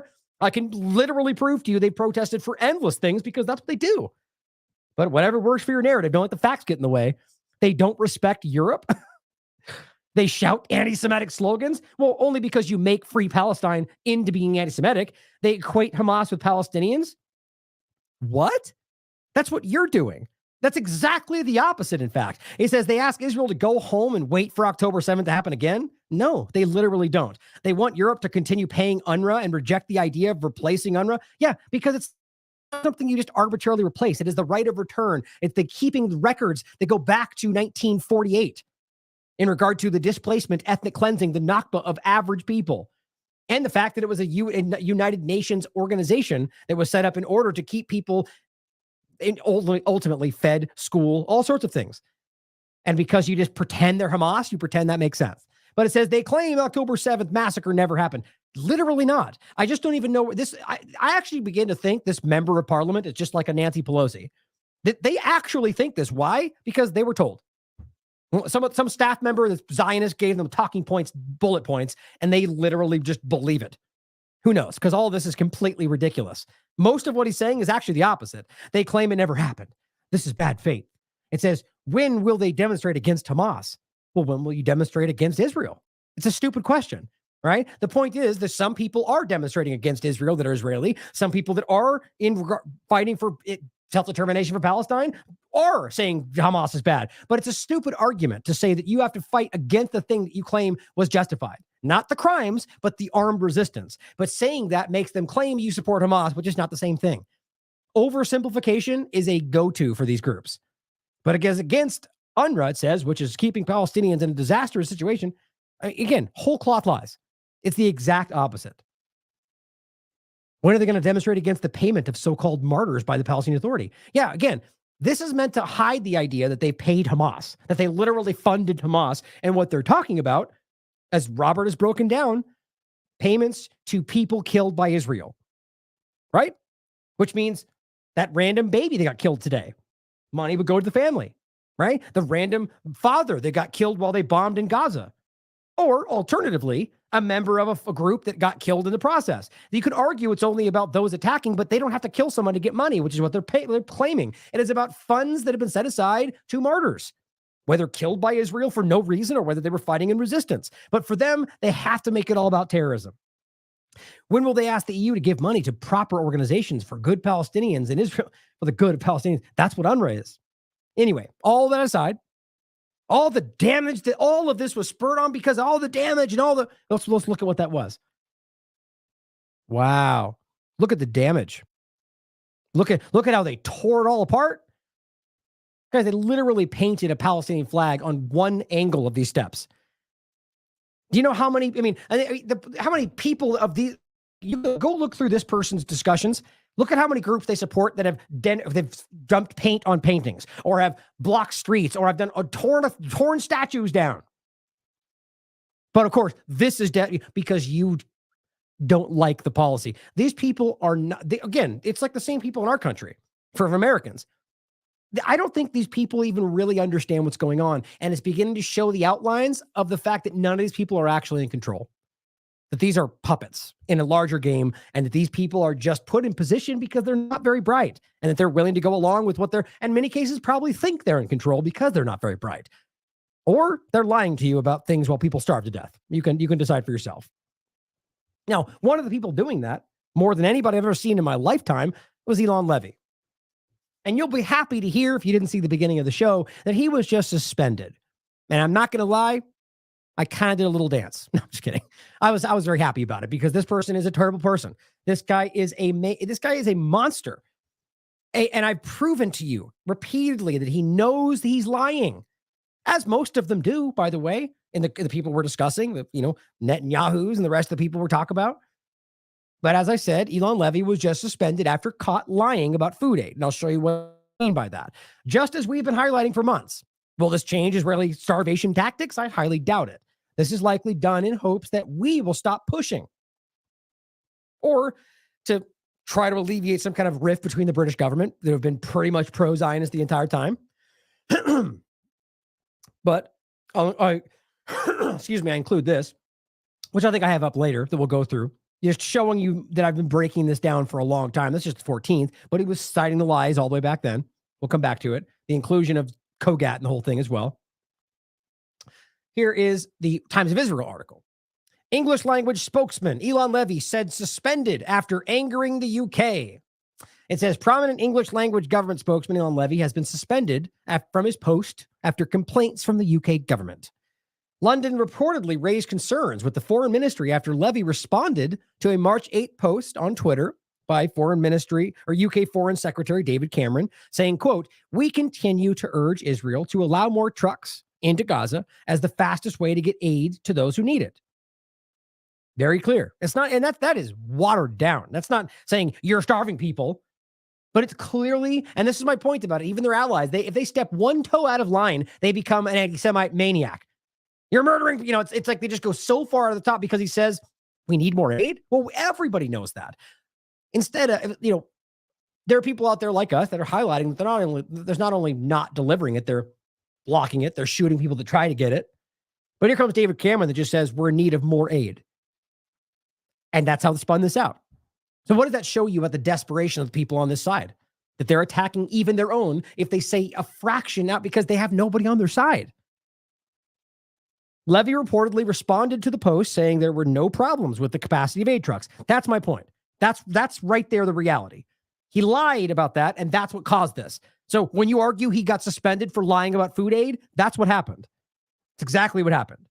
Following his tweet, now I'm not saying that's why they chose to do it. Like I argue it's probably not about that they're angry he lied about aid. I think it's about some kind of rift between them about controlling information. Either way, it came down to the fact that he said, no, there's no problems with aid.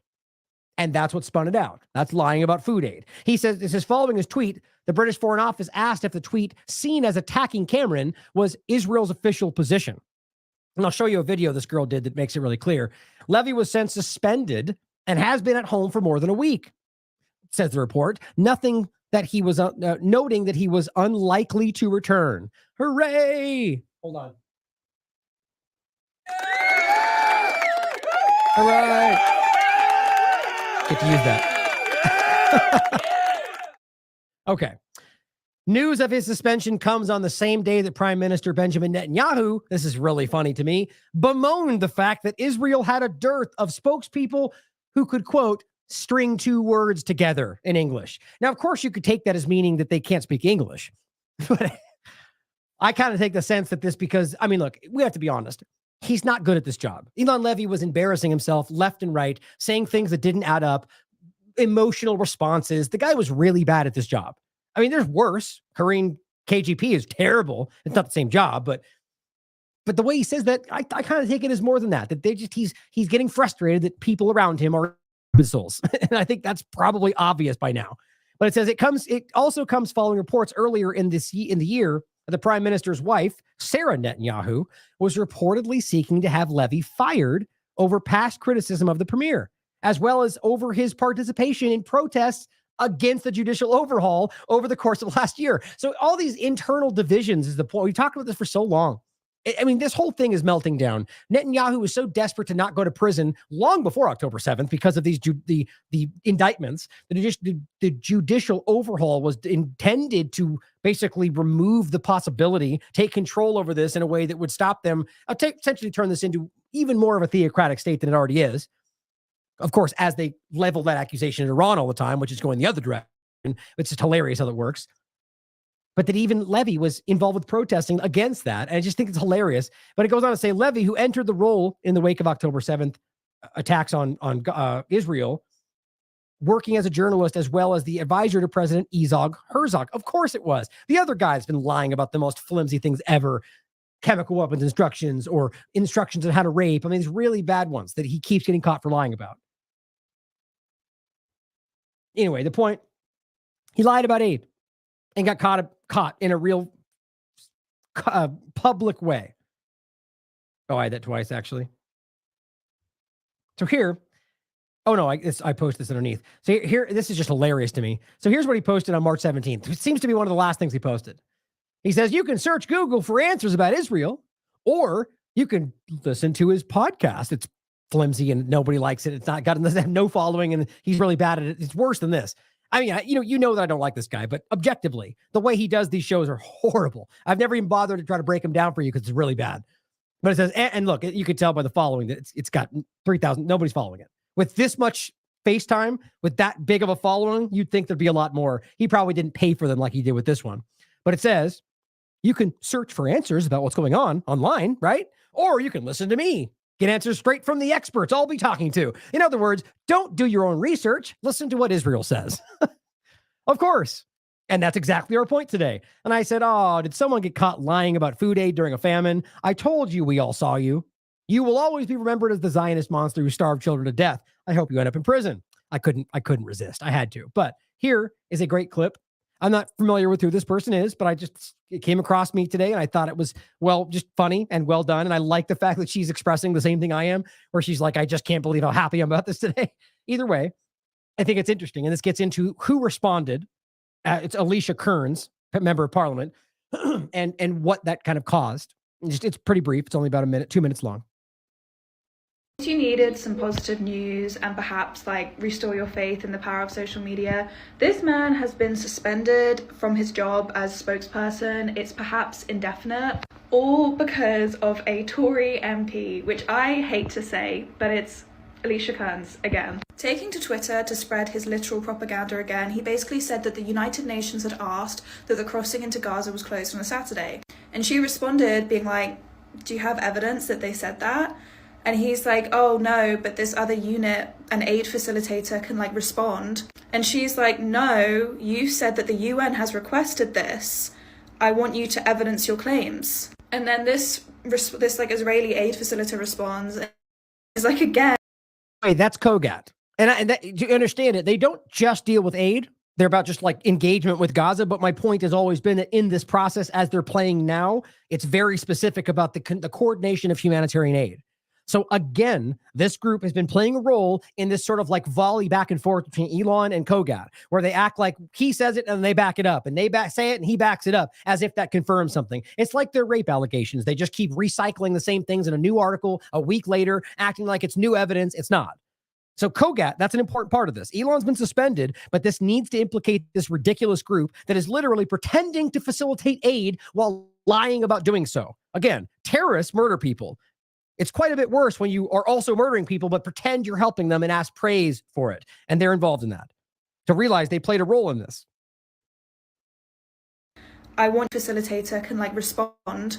And she's like, no, you said that the UN has requested this. I want you to evidence your claims. And then this Israeli aid facilitator responds, and she's like, again, no, you said the United Nations requested it. This is the opposite of what I've been told as the UK government. Austin. Foreign office person, Egyptian government hasn't told me that, neither has United Nations. They're clear that it was the Israeli government that requested no delivery on Saturdays. And this is amongst mass famine, mass starvation. They've basically said we're not doing any food deliveries on a Saturday. And when he doesn't respond, just so it's clear, she speaks as fast as I do, it sounds like, is what she's saying, in case you missed it, is that they're caught. So as usual, Elon Levy throws it to whoever. So the UN requested that. And a member of parliament from Britain goes, how do you prove that? Where's that coming from? And he points to Kogat, and they kind of reiterate the point. She goes, no. You said UN said that. Where's the evidence of that? And it all comes out to the fact that it's actually Israel's choice because they don't want to do it. While people are starving to death on just Saturday, we just don't want to deliver aid. For X, Y, and reason. It doesn't even matter what your justification is. People are starving to death every moment of every day at this point. I don't mean that actually. Right now, I think there's what we can prove. I think it's upwards of 25 plus people that have starved to death. children. But my point is, they're in the process of starving to death every moment of the day right now. That's why the level 5 we just discussed. And every moment right now they don't get food in that day means more people are potentially dying. And they're going, yeah, we're not going to do it because we choose to maintain starvation tactics, but then trying to pretend like it's the choice made by somebody else. And for whatever reason, this person decides to call it out and causes this whole series of events. And her point is right. I don't believe this person cares. Maybe they do. We should consider that. But it's really about the fact that this is what every one of them could do if they just cared or had another motivation to do it like she does. Any one of these politicians, if Rubio cared to not be a complete sociopath and actually go, hey, they are killing people, maybe we could see change. If Biden or Trump or any of them did the same, but none of them, every single one of these so-called leaders in the world, other than people in Yemen, are absent.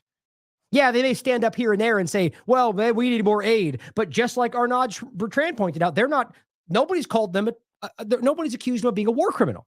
Nobody has publicly actually leveled those charges at him. And yet, it's provable in every possible way. My point is that we need more of that. Anybody out there that has influence, you could change the conversation. You could literally save human lives if you actually find the courage to push back. Mass famine, mass starvation. They've basically said we're not doing any food deliveries on a Saturday. And when he doesn't respond, she says, I'm still waiting on evidence. This is obviously saying that this was in part due to the fact that he said that David Cameron was wrong for appealing for more trucks to enter Gaza. But this says everything about the power that politicians have if they actually tried to do anything with it. She's continuously tweeted out being like, we need more aid, blah, blah, blah. This isn't acceptable of this shit. And like, no one's calling her anti-Semitic. No one's saying that she hates Israel. And the fact that her questioning of his bullshit got him literally suspended from his job brings me so much joy because he's like a terrible human being. But I agree. But her point really quickly, though, why isn't she being called racist? Right? Why isn't she being called anti-Israel? Now, I agree. I don't think she is. But it's interesting, though, isn't it? What's the different little caveat right there? What's going on in this conversation that kind of omits her from that criticism? Something is going on, guys. I think that's very interesting. I don't know. Maybe the conversation's finally shifting because they're being so obviously caught. I hope so. But either way, I think that's a powerful moment. it just all begs the question, would we ever see the Labour Party questioning Israel like this? And that genuinely scares me. Like, that genuinely makes me so upset. Not that I necessarily have any faith in the Labour Party, but the fact that the Tories are the best we've got is a horrifying thought. Yeah, see, it's not that different. It's from an American perspective. It's all a game. It's not, maybe not a two-party illusion, but it's all the same game, right? They're all the same entities kind of lobbying back and forth, maintaining power over you under the guise that they're somehow different. It's the same thing. And plenty of people in the UK will tell you that. I mean, I'm much more invested and aware of the dynamics of the US system, but as I understand it, the overlaps are very obvious. Now, here is the kind of thread that I put out about this over the 14th and so on, just to show you the lies. I'll include them again. And going forward, now that he's been suspended, just so quickly rehash the facts that are very clearly on the table. He's been allowing this, and I hope this person literally is held accountable for allowing, not just allowing, but for maintaining a genocide, a starvation tactic. Now, as I said here, he posted this on the 14th, same thing. The problem isn't getting aid into Gaza, it's getting it around. Lies. Everybody from every angle is now calling him out for that. And here's Kogat saying the same thing. They're just as culpable. They're just as complicit. And I said, it's the same lie he repeats every day, among many others, pointing to completely illegitimate Kogat group who's already been caught lying about aid during a famine. And the point is, they're claiming Hamas is taking all the aid. Well, pretty much everybody's spoken up and said that we can't prove that. They have not given any evidence for that claim. Then I said, of course, they're assuming the Israeli government is letting aid through it all. They're blocking life-saving aid, right? So the aid's not coming through, but they're the aid that is coming up to the areas they're blocking, right? So Hamas isn't taking it. If it's even coming up to the areas, they're not letting it through in general, as everybody's calling out. And then on top of that, if any does actually go through, they're shooting at people who try to get it. Everybody. And I don't say that lightly, guys. Even the United States at some level has begun to call this out. They're shooting at the aid convoys going back to the very beginning. And then, of course, there's an important one. They've been doing a great work at October 7 Fact Check. They did a whole breakdown of Kogat. We already went through it, proving that they're a complete fault, that they're false. They're a propaganda outlet that is lying, and I'll show you an example next. And I mean, it breaks it down, guys. They're caught in real time and this is one of the ones we already went over right here. The bread example, right? Where Kogat was sharing it. I have it up in a second. They pretended, here are all these bakeries, all the bread. And at that point, even Twitter called it out and said, nope, that was destroyed in October. A group literally, its primary job right now is facilitating humanitarian aid for Gaza, and they're lying about bringing aid in for Gaza. It's pretty disgusting. Well, here was Elon Levy, going back to the original liar in the conversation today, sharing that same clip from Kogat, right? Showing you the same image. Oh, look at all the breads. Saying there's 20 operational bakeries in Gaza. Now he's showing the same video, right? The same one that Oren Barksey was sharing, also sharing from Kogat. And the point was, no, the video's old. Bakery was bombed by Israel October 2023. Now, alternatively, ask yourself why that didn't happen for Elon's tweet. There's plenty of people down below tagging community. I wonder why. I think you know why. Now, interestingly enough, I had some, it doesn't matter. I feel like there's already suppression going on with his account because of what's going on, but that's different. I can't prove it. My point is that that's not fact checked, even though it's a lie. It's the same, literally the same video, right? Here's Kogat doing the same thing.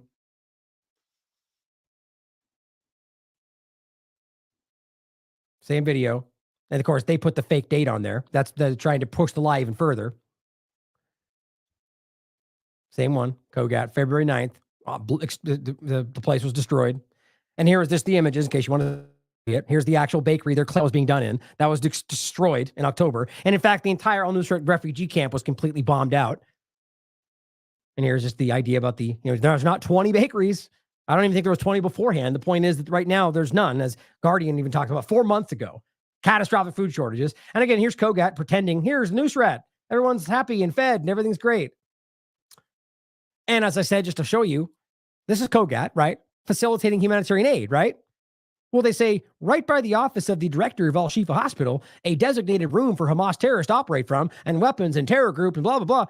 Well, all you see is an office, and they show you, that's where we are. There's the office. And they say it's in the right by the office of the director. And they walk all the way over here, a couple rooms away, and they walk in this outside and back in, right by, right? And then they go, look, see, it's just some stuff on a table. Now, sure, maybe that's the truth, but they've already been exposed countless times for just lining stuff up on a table in any room they find, and you can prove that these have been caught. BBC called them out for crying out loud, for moving things around in between different people, or adding things for the new scene, or literally being caught bringing boxes in of stuff they later set out. We caught them for that. A lot of us did. But that's your evidence? Now, here's the main point, though. Why in the world is a group allegedly focused on humanitarian aid even posting content like this? Well, I think it's quite obvious, isn't it? Because they're just another arm of the Zionist propaganda machine. They've been caught lying blatantly about delivering aid numerous times. Here they are going, Hamas terror tunnels in the Shifa hospital. Okay, thanks, humanitarian aid distributor. That makes a lot of sense. But here is the Foreign Affairs Minister saying Israel allows extensive humanitarian aid into Gaza by land, air, and sea for anyone willing to help, despite Hamas violently disrupting aid convoy. Same thing. This was on the 18th. Violently disrupting aid, UNRWA collaborating with them. No, it's the same story. Canadian officials spoke up. You still haven't seen any intelligence that that the UN agency is working with Hamas. Israel yet to provide evidence they're working, or they're involved with October 7th, or the one we just showed you a second ago, the reality that no, the Hamas is not blocking the aid, according to literally everybody other than Israel. But he just says if it's time for a UN minister to stop attacking Israel and recognize our right to self-defense. Why? Because he said starving people? You are, and everybody knows that. But this is the desperate efforts they're seeing. And again, here's Elon Levy saying, of course, UNRWA denies any involvement with Hamas because it's covering for... No. Anything's possible. But if they were so sure of that, they would have evidence to present. They haven't. They have conjecture and forceful narratives, and they yell at you for not saying the same thing as if you hate Jewish people. And then here's Daniela Modas pointing out that despite the fact that even the United States has said there's no evidence yet to been presented about Hamas and October 7th or taking aid, or specifically about all three, taking aid, Hamas involved, or UNRWA being part of it, according to Reuters, quoting various sources, a deal has been reached between the United States congressional leaders and the White House regarding a significant bill funding military, State Department, and various other government programs. And guess what? This agreement extends the ban on UNRWA until March of 2025. Yeah, they really care about starvation, don't they? Clearly. I just say it's incredible. All this are elements, and by the way, that's both left and right, despite all of their screaming narratives, to make sure that they continue starving Palestinian people. And as I showed you here, Sky News, Benjamin Netanyahu says that Israel was making unusual efforts to deliver and increase humanitarian aid to Gaza by land, air, and sea. Same claims as always. His army has done more to minimize civilian casualties than any other army in modern times. Who cares about the facts and the data and the metrics? Who cares? Right? Here's how we can show and prove that more people have been killed in a smaller time frame and as many bombs have been killed. I mean, every way you spin it, than any other war. More children than in 4 years of continual conflict combined around the world. But somehow that translates into the most actions ever. I said, what is this if not desperation? Borderline delusion. There isn't a person alive with eyes who can't see how transparently false these statements are. And Elon Levy, of course, same thing, says Israel has denied obstructing the entry of humanitarian aid into the Gaza Strip. Oh, here's March 19th. Yesterday, he says, on the 18th, he's referencing, Israeli government spokesman Elon Levy, and he's quoting this article, insisted to social media that there is no limit to 1, the amount of aid that can enter, and 2, the lies people will tell to deny this. That's it. Now, you realize if you look at it, all it is a live feed, and that's just the Guardian citing what he said. But this is how this is played. He wants people who read this to go, oh, the Guardian, so he's right. They're proving what he said. All they're doing is citing that you said that. And all you're doing is going, see, Guardian said I said that. That's how bad he is at this job. And Freddie Pontone points out the same thing we've been highlighting as well. People will trust Oxfam's report more than your constant lies. You are not applying ICJ provisional measures to avoid genocide, and the siege on Gaza is already genocide. The world sees you for what you truly are and is slowly distancing itself from your extremism and war crimes. Oxfam spoke up on the 17th. Israel government continues to block aid despite the ruling. That's just wild. This keeps happening. Now, here was a clip from, it's really just kind of a breakdown with words, showing some images in the background and stuff. It just says, from Omar Shakir, Oxfam America and Human Rights Watch submit a memo to the U.S. government showing how Israel is using U.S. weapons and blocking aid in direct violation of international law and U.S. law. Israel's assurances to respect the law aren't credible, was shocking. Exactly like we talked about. The U.S. should suspend its military aid. Well, the U.S. shouldn't be a kindergartner and pretend that they signed some piece of paper that says they wouldn't do it, but that it means they wouldn't do it. We can prove they've already been doing it. But the point in here is that everybody sees it. Human Rights Watch, Oxfam, United Nations, all their allies calling it out. Brian Funacane points out the same thing. And here's an article from Just Security, so you can prove it for yourself. You want the actual details. It shouldn't be hard to recognize this. Section 210, I think it's actually 220I, it looks like an I, of the U.S. Foreign Assistance Act bars military aid to states who restrict U.S. humanitarian assistance. We've already talked about this. With children starving in Gaza, it is past time for the Biden administration to apply, the law. Is right. There is no way you sidestep this reality. Even the United States openly now states that they're at least in some way suppressing aid. So that means they're in violation of their own laws, but they're also funding the Azov movement in violation of their own laws. So nobody cares. We care, but they don't care. So unless we care enough to do something, they just will keep on not caring. But Elon Levy also said on the 19th, since Hamas death squads invaded Israel on 10/7, burned whole families, lie upon lie, committed barbaric gang rape, just lie after lie. I mean, this is why it's so crazy. And this is probably why he's being suspended. I mean, the guy is just clumsily pushing out things that have been, at the very least, you can lean into all allegations if you were trying to be a propagandist about sexual abuse. There's plenty of ways where you could make an argument that will be hard to dismiss, as opposed to going barbaric, massive, all day long gang rape and just like, well, that's stupid.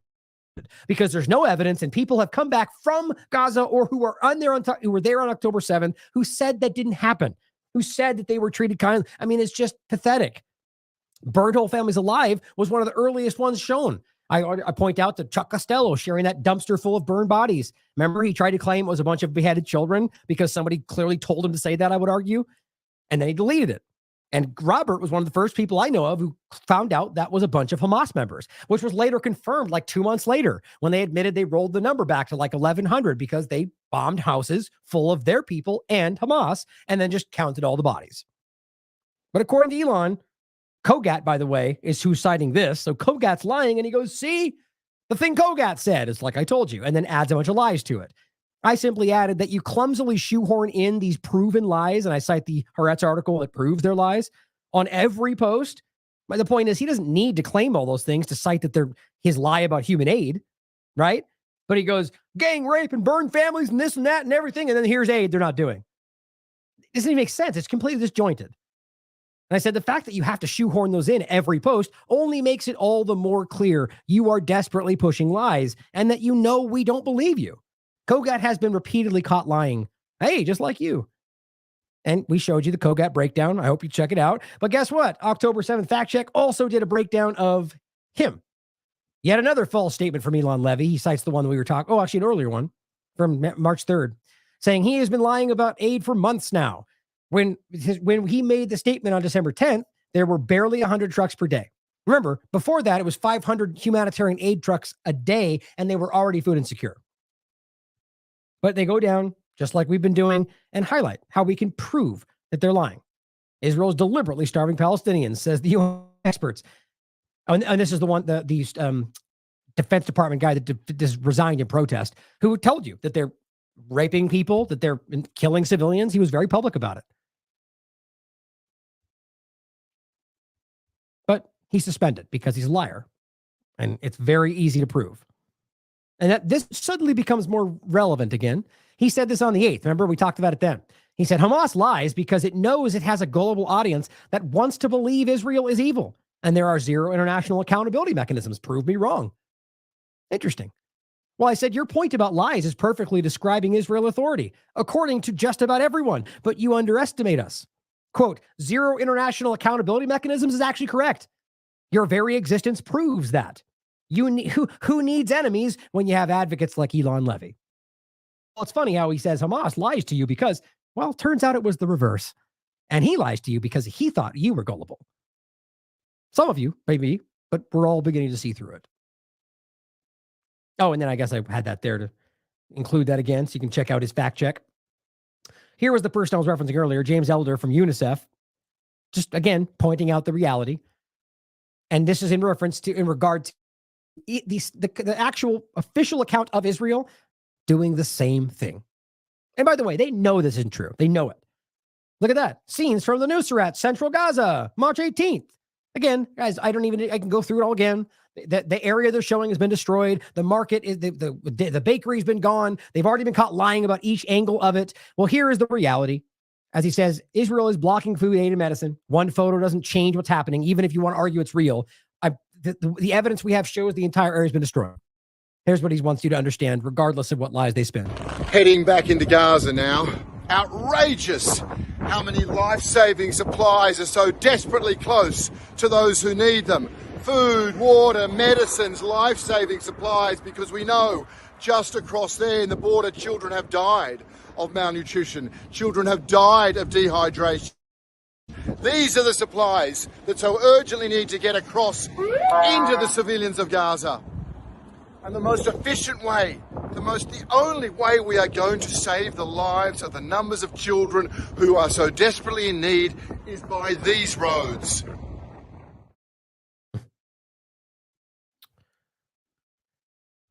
And don't forget, they've also destroyed most of the roads, so they can't. Right? And in fact, a lot of the crossings that they won't open, a lot of them are because they've destroyed the access points on the inside, but they don't want to admit that. And they just keep these things closed, the different roads, so they can't even move. So at best they have to use, even the donkey carts will have a hard time getting over these, basically I showed you the image of that truck that drives down the middle of the road and has like a hook that like tears up the center of the road. There's no reason you do that other than destroy the road to make it impassable. These are war crimes. Every single thing, every angle of it. And here's just another response to this. So here they are going, look at the market. Which, as if we're not hurting anybody. Well, the argument was already made. This was the same thing done by Nazi Germany when they were killing Jewish people. They put out propaganda videos. They look at the market. Look at they're not starving. Everyone's eating fine. And they were lying. Same thing. Here's a Warsaw ghetto Nazi occupied Poland, 1941. Look at the market. So the same point, right? If you're trying to show this to pretend to insinuate there's not a problem, well, there you go. See, isn't that evidence that Nazis didn't do anything there? Clearly not. It's the same point, and they're doing the same thing. And day by day, they continue to show the overlap. Now, on that note about the lies in regard to the numbers, I'll include this yet again. Again, as I pointed out in the beginning, Telegraph seems to be just kind of desperately towing these lines lately. It says, this could be the devastating proof that Hamas is faking its death figures. Oh, could it be? So I guess we can automatically assume that it's not proof if it could be devastating proof. The point is, it's citing the same person. There's the same. This is how this operates, and we've seen this pretty consistently. Like with the rape allegations, this guy has been tossed around. The Table Mag article, this guy make this, and the claim is the same. He does not feel that the numbers and the consistency suggest that it's accurate. That means, therefore, they must be lying. Now, it's more than that, but it still comes back to his opinion based on the fact that he argues that it's too consistent, essentially. Well, that's no different than the one they put up. That's no different than the tweet that went out. Now, it's the Telegraph just rewriting the same point, and then the Telegraph article, the tweet, and the U.S. and the Israeli state, they all get shoved together as 3 points proving it. No, it's the same guy making the same claim, rehashed 3 different times. And what is it? It's not proof. It is a subjective opinion that could be the reality. But guess what? As we keep showing you.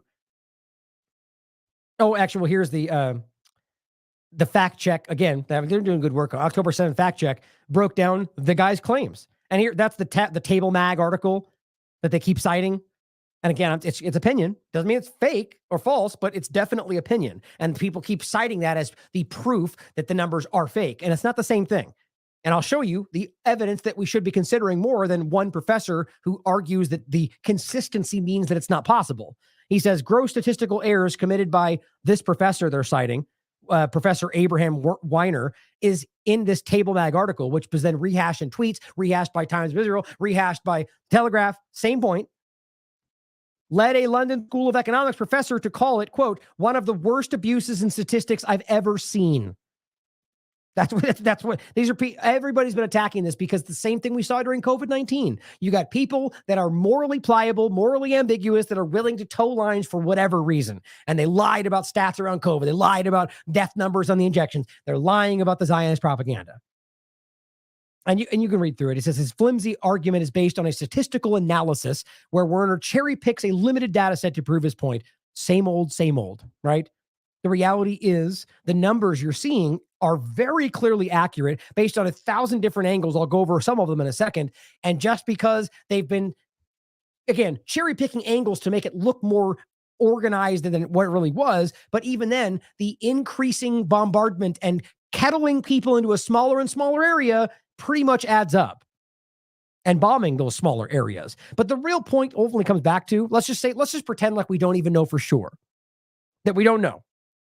Well, if you've got a professor who is not there telling you based on numbers he sees on a piece of paper or the screen that he knows X, Y, and Z versus, I don't know, the Israeli intelligence who says they deemed the Hamas numbers accurate, or how about the army separately, alternatively, saying they checked and found the reports of the dead in the Ministry of Health in Gaza are reliable. So we got reliable and accurate. The Israeli intelligence and the Israeli army telling you, guess what? They're accurate. Here's Times of Israel. IDF believes the overall Gaza death toll claimed by Hamas is fairly accurate and that more civilians have been killed than Hamas operatives.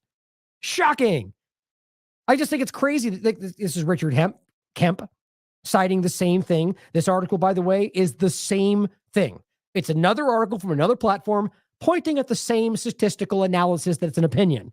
I said, except for the fact that the Israeli military and the UN and a Lancet paper peer-reviewed study already admitted the numbers are accurate, which, by the way, here's that article, here's that study, which is just a study. Take it for what you will. These kind of things to me can always be manipulated.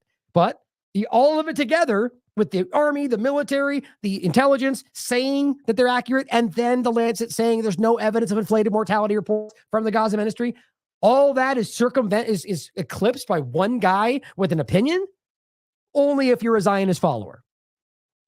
And here's Joe Catron. Here's, of course, Eva Klumpus, all these same people just towing the same lines. saying, in a surprise to nobody, Hamas casualty numbers are statistically impossible. Oh, are they? Or did that guy that you're citing say he thinks that's likely the case? See, these people are dishonest at a core value, guys. It says, according to a University of Pennsylvania statistician who had analyzed the death figures put out by the terror group. I just read you. It's exactly what she's citing. It says the first hint that they may be inflated was that they came from a terror group. It's just desperate. And here's Joe coming in to say, well, every serious analyst knows that the Ministry of Health numbers are in fact low. Additionally, the only terror group in occupied Palestine is the Zionist so-called state of Israel. But the point is, here's Time magazine from March 15th. The science is clear. Over 30,000 people have died. Now, you can argue whatever you want about this, the makeup of those numbers. What they're saying is you can clearly prove that this many people have died. And then you got the military saying, yes, they're accurate. You got the intelligence saying, yes, it's accurate. You got a Lancet study saying, yes, it's accurate. You got the UN saying, yes, it's accurate. And yet we all get pushed over to look at this one guy's statement. Doesn't this feel ridiculous? And guys, as always, this is why we get censored, because it's that easy to point these things out when you do it the right way. And last point on this segment, here's Mr. Little Mikey Rappaport. He says, asking again, can you provide detailed documentation and proof of 30,000 alleged victims in Gaza? Men, women, children, terrorists, maybe some birth certificates, a little bit more detail, social security numbers. Obviously, you get the game he's trying to play, but it's almost as if they don't recognize how bad this is.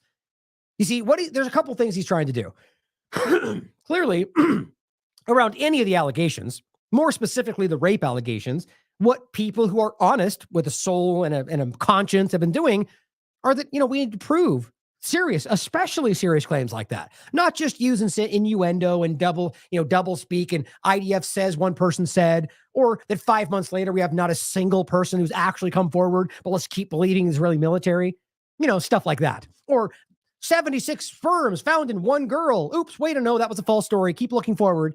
And then a new lady comes up from the UN that says, all we did was rehash the evidence they gave us and we didn't prove any of it because it's not a real investigation. And they go, we proved it all.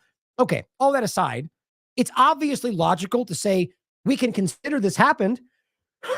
Excuse me, 1 second. Something caught my throat. It's obvious that you can say that this could have happened. I've said that. Based on the evidence we have, that's not proof, but evidence, data points, it's certainly possible. But we can't prove it. So by asking for more evidence, he acts like it's unjustified. How dare you not blindly believe what we say? Or about any number of these things they keep lying about. Alternatively, is anybody debating that people are dying in Gaza? Is anybody confused about the fact that there are people buried under rubble that we can't actually verify, and that all they're doing is taking the minimal estimate based on the fact that we know there is more? That means we wouldn't know exact estimates of who and how and what. Yes. Even the Israeli military has admitted that. But Mr. Mikey Rappaport can't not be part of the agenda. He has to lie for, probably because he's being paid. I think we just proved that with the first acts of going to Israel and coming back. But whether that's going forward or not, you can decide for yourself. But isn't that insulting that this is what a grown-up is doing today? A grown man who can see, like everybody else, that children are literally starving to death, and we can prove based on science and the IDF that these numbers are accurate? As I said down here somewhere, I said, are you saying the IDF is lying? Of course he didn't respond, because you can't point that contradiction out. But because we don't have the social security numbers, it all must be fake, right? Okay, fine. Let's play the same game. As soon as you give me the social security numbers, right, birth certificate, every exact detail of every rape victim, then we're going to pretend it's false. Is that okay, Mike? Is that okay with you? People are just pathetically ridiculous, man. I tell you, it's hard even like that, even Mikey and stuff like that. I shouldn't do that. It's become so bottom of the barrel, lowest common denominator. Something in me just wants to belittle it, but I shouldn't, right? I shouldn't. I should be better than that. But here are a couple more of the lies that Elon Levy threw out. And again, this is before, right? So this is 2 days ago. Knowing now that he was suspended for lying, we should make sure we understand what else he could be lying about. And here he goes, I'm going to be blunt, he says, because I'm at my wit's end with hostages still trapped in Hamas terror dungeons.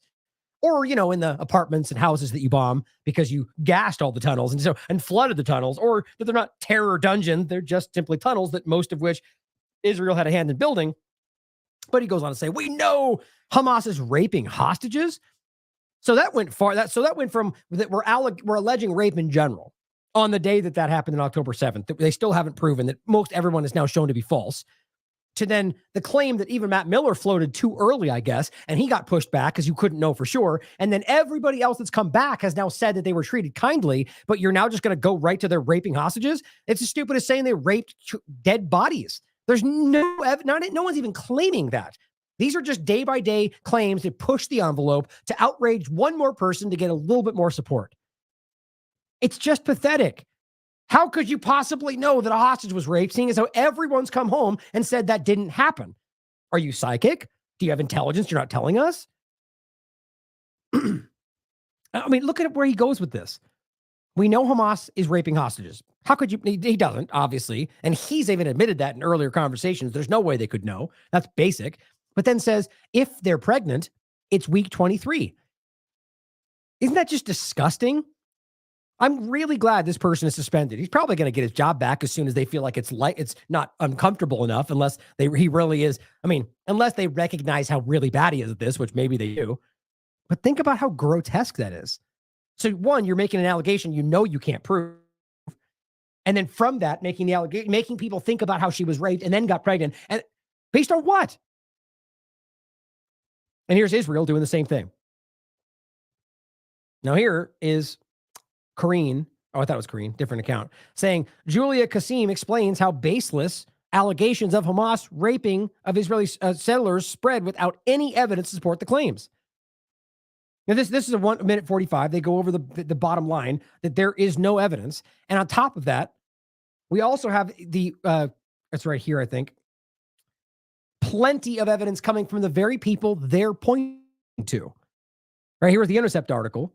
They're pointing at this area saying that these are people that are saying that they were raped, but they're just too afraid to come forward. That place spoke up and said that we weren't abused. What are you talking about? He said, it's not true, said the kibbutz spokesperson. It says 3 victims specifically singled out. So individuals by the New York Times in their marquee expose published in November alleging Hamas had deliberately sexual violence, which turned out to be a big, this whole story imploded. It exploded in their face. It says, we're not, in fact, victims of assault, even according to their spokesperson who spoke with the Times in regard to this story. I mean, that's so incredible. But here he is on the 18th, just saying it again, just for no reason. Just saying, you know what? I'm going to go lie about rape on Twitter. He goes, they rape minors and corpses, and then called it resistance. I don't even know how to begin to frame how dumb this is. So the resistance allegation was a sticker somebody put up, clearly not done by Palestinian supporters. Nobody in any argument of this is saying that babies are occupiers or that rape is resistance. That is what Zionists is saying they wink, wink, actually think. Then we get stickers that come out. It's these clumsy false flag efforts. Raped minors and corpses and called it resistance. See, if atrocity propaganda doesn't work, if you come out and say they killed babies and you get caught lying, well, what do? Well, you got to go further. How long until it becomes I don't even know how to make that crazier. How long until it becomes something even more ridiculous? They rape the dogs inside the house after they rape the pill. And just whatever crazy thing you need to say to people go, what? They burned whole families alive. All these have been proven to not have happened. They took you for a ride and you keep falling for it. Well, we now know that you've been lying and you got suspended and you're the one taking people for rides. But I'll include this as well. This is just that thread that I had from before. Breaking down the reality that they used an image from 2022 claiming it was proof of rape that they later removed from a website that the Israeli government 100% endorsed. And here is Levy. Her name was Kokov Eli, or what is it? I forget how to say her name. Kokov El-Kalam Levy. I just say Levy's. But that's pretty common, I guess. But as Max pointed out, and plenty of us called out, she is presenting the image on her display of an image of what we know. This image that we know for a fact is from 2022. And I've shown you many times. In fact, I have it posted right down here. It is on Twitter from 2022 on the Wayback Machine. And it's a disgusting picture. And the point is, it's not from October 7th. And yet here is the woman presenting for the investigative committee into rape for 10/7, that image we can prove is not from that time. And they keep pointing it out. And you guys know this, you remember. Now let's talk about what just happened in Jenin. Right? So all these lies about rape allegations, lies about starvation, lies about everything. I'm really hoping that somebody who might have been on the fence is truly beginning to recognize that you should not be taking anything they're saying at face value. The smallest detail, which, by the way, question everything. It should always be that case, but especially people that are proven liars. So Halil Falud is one of these people that is also pretty rapidly towing every line that comes out. Proud Zionist. Says, anybody who is openly Zionist should be embarrassed right now because that is an openly racist ideology. But it says 3 Hamas monsters are no more. And a 4th in a critical condition. Right. So just for sake of conversation, what if these are all civilians? Seeing as how I can prove to you that he's just saying whatever comes around, and we've already proven that they've killed their own people, killed lots of people on 10/7, killed people that have been taken hostage, and just a lot of Israelis in between. And Palestinians, obviously. My point would be that if they just kill average Palestinians and call them Hamas, and they've been caught for doing that, think of that. Consider what's actually happening. And this person says proof they were Hamas. Wasn't it funny that the same thing that Michael Rappaport was just saying, like, prove it. How do you know? Well, you guys continue to recycle these things and just cite what they tell you to say when anybody, whether you support any side, should be going, well, let's prove these things. But you don't. You get just an image. Well, let's go over some of the things we know and see what we can look at. Here's the images we see. This is the moment an Israeli airstrike targeted the vehicle in Jenin, which, by the way, if you missed it, is in the West Bank. It's a bomb, an airstrike in the West Bank. By the way, it's not very new, but just realize the whole spun up narrative about Gaza, Hamas, and 10/7, it's about Palestine. And they're just really beginning to show you that. But they bombed the car. And I'll show you a better image of it over here, which shows you very clearly that they didn't care about anybody else that was around. So here's what they released. This is the Israeli government released image. Now take note of the fact there are cars next to them and there are people along the roads. This car right next to it, you tell me that does not destroy or potentially kill whoever's in the other car. But it doesn't matter is the point. All the things that usually at least they pretend that they're supposed to be adhering to, which means they never do. The U.S. government never does either, but at least they outwardly pretend they care about these things. It doesn't matter right now. All they say is Hamas, and all these cowardly U.S. politicians back away. Doesn't it matter that those are civilians in the other car? What if it was an Israeli? It's the West Bank. Isn't that possible? They don't care, guys. That's the point. Crazy.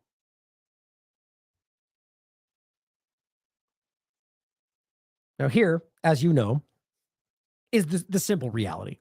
And we've gone over this extensively. I don't even need to grab the article that we covered. Read this article. A mass assassination factory inside Israel's calculated bombing of Gaza.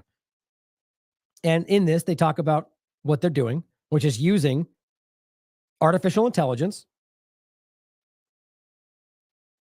called Habsora, means the gospel. And in this article, I think it's 6 IDF members, some of them former, are speaking on the record about how they're using the AI to pick targets and just bombing things and the intention is based on speed. And they get graded by that. So if they're slower, which basically the whole thing motivates them to not concern themselves with the fallout. And in this, they say we're just bombing buildings to bomb buildings. They admit that they are murdering civilians for sport. But let's ignore all the facts and just go with whatever Elon Levy says or whatever Matt Miller says that day, right? The point is we already know this. It's been proven already that they're just executing anybody who they just decide to that day, or maybe there's some flimsy connection. And that doesn't mean they're Hamas, by the way. And in any case, these things should need to be proven or verified. But it's no different than the U.S. government killing civilians and saying that they're combatants. It's the same thing. But all of it is a criminal act. So here's the first article from the 20th today, earlier, saying surveillance video shows IDF strike in Jenin, West Bank. Palestinian Authority Health Ministry says 3 people are killed in a drone strike in Jenin. Targeted a group of what they said were terror operatives. Just refreshed on me right there. That happens so often on these platforms. The trio are named in social media posts. So let's make sure we look into this, which I'm sure I'll probably see if Robert wants to look further and see in regard to who these people are, what their connections may be. Images show them, and this is the only thing, this is my point. Images show them that were put up afterward with firearms, indicating their affiliation with terror groups. So because they have a gun, that makes them terrorists?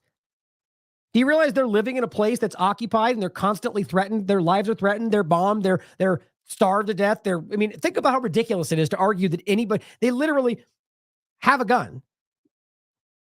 So every American has a gun's a terrorist? Like, it only exists in an area where you think people are, because they're brown. So their guns, they have terrorists. Of course, it could mean that. And of course, even somebody who has aligned themselves with a resistance group, it does not mean they're always a target to be murdered because you simply argue they're part of what you claim as a terror group, which, by the way, even if you want to claim that, was the group that was funded by Israel. So, this whole thing is so ridiculously backward. But all it ultimately means is, look, there's an image of a gun with a kid with a gun, so we got to murder him. And by the way, it was the two of them. What are they, 17, 16? How much you want to bet they watched their families get murdered and they got called terrorists? How much you want to bet they've been living meal to meal just think about how much they've had to deal with their entire lives. And this is how they get, what do you think it's going to do now? What do you think it's going to do to their friends? They are literally manufacturing the thing that they then use to keep their power over the people they're talking about. Surveillance camera footage circulated online showing the moment of the strike. Now here's the update saying Hamas commander killed in IDF strike on Rafah. Oh, I'm sorry. This is the wrong one. Wait a minute. Hold on. Now, see, I don't know. This is a new browser. I don't know how to refresh. I'm pretty sure that changed forward because this wasn't even about the same thing. They had a different title. Oh, well, I'm not going to try to go back. See, I gotta figure out how to work this browser. There's certain things that like when I first started, by the way, I almost lost a bunch of stuff because I didn't know how to organize this thing. I think I already told you that. I thought I almost lost all those. But in any case, mine is that one. And there was another article. Maybe I grabbed the wrong one. By the way, let me just refresh this. It probably updated itself. Not yet. In any case, there's lots of other articles about it. There was one more that went further past the original discussion and simply just highlighted the fact that it's even past that when they researched it more, there's little evidence to suggest past that image that they're anything they claim they are. And they're in the West Bank, by the way. And on top of that, this is Sir Chili Bean later in the night on the 20th, the moment when gunfire and gas bombs were fired at their funeral procession in Jenin, or a funeral procession, resulting in clashes erupting with Palestinian security forces. And my point about this is how frustrating it is that this is not a new situation. You're literally it's a procession. And you can see them hitting them with their batons, firing guns at them. This is what they deal with.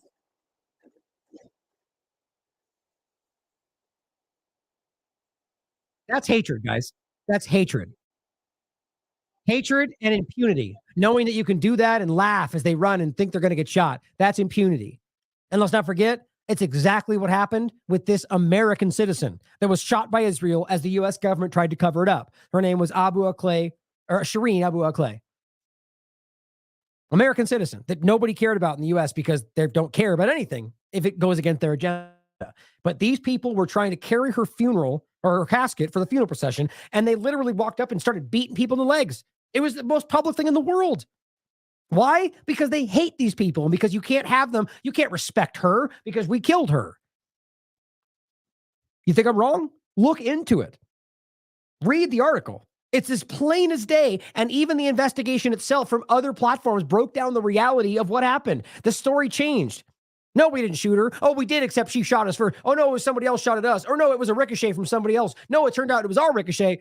Literally like 4 times in a row. Read the article. Robert breaks it down. It's just hatred. And on top of all of that, as we're being told that they bombed these cars because they were terrorists, let's not forget, we just went through this with Hanania Naftali telling you that they killed these 2 kids because they carried an RPG, and they literally altered the image to make it look like it was an RPG. Literally painted the things on either side of it. You can see it for the podcast. Made it look like there was handles on one side on the other to make it look like an RPG or whatever that would be. When those aren't there, if you look close enough, zoom in even further, it's not there. You know why? Because it was later proven to be a bike. Now, of course, when Euromed Human Rights Group Euromed Human Rights Group broke it down and proved it was just a bike, they got called Hamas supporters and racist and anti-Semites. Oh, oops, until the IDF later admitted it was a bike. Look at the comments for yourself. Isn't that funny how that works? Are they still anti-Semites and haters of Jews because you pretended they were lying, even though the IDF admitted that they got caught? It's the same story over and over. So my point is, if they're going to lie to you and literally draw that to be an RPG when they know it's a bike until they get caught, don't you think that they would say whatever they need to say to justify killing whoever they want to kill? Probably. Eunice Tarawi points out, according to the Israeli soldier, oh, actually, hold on. This was, hold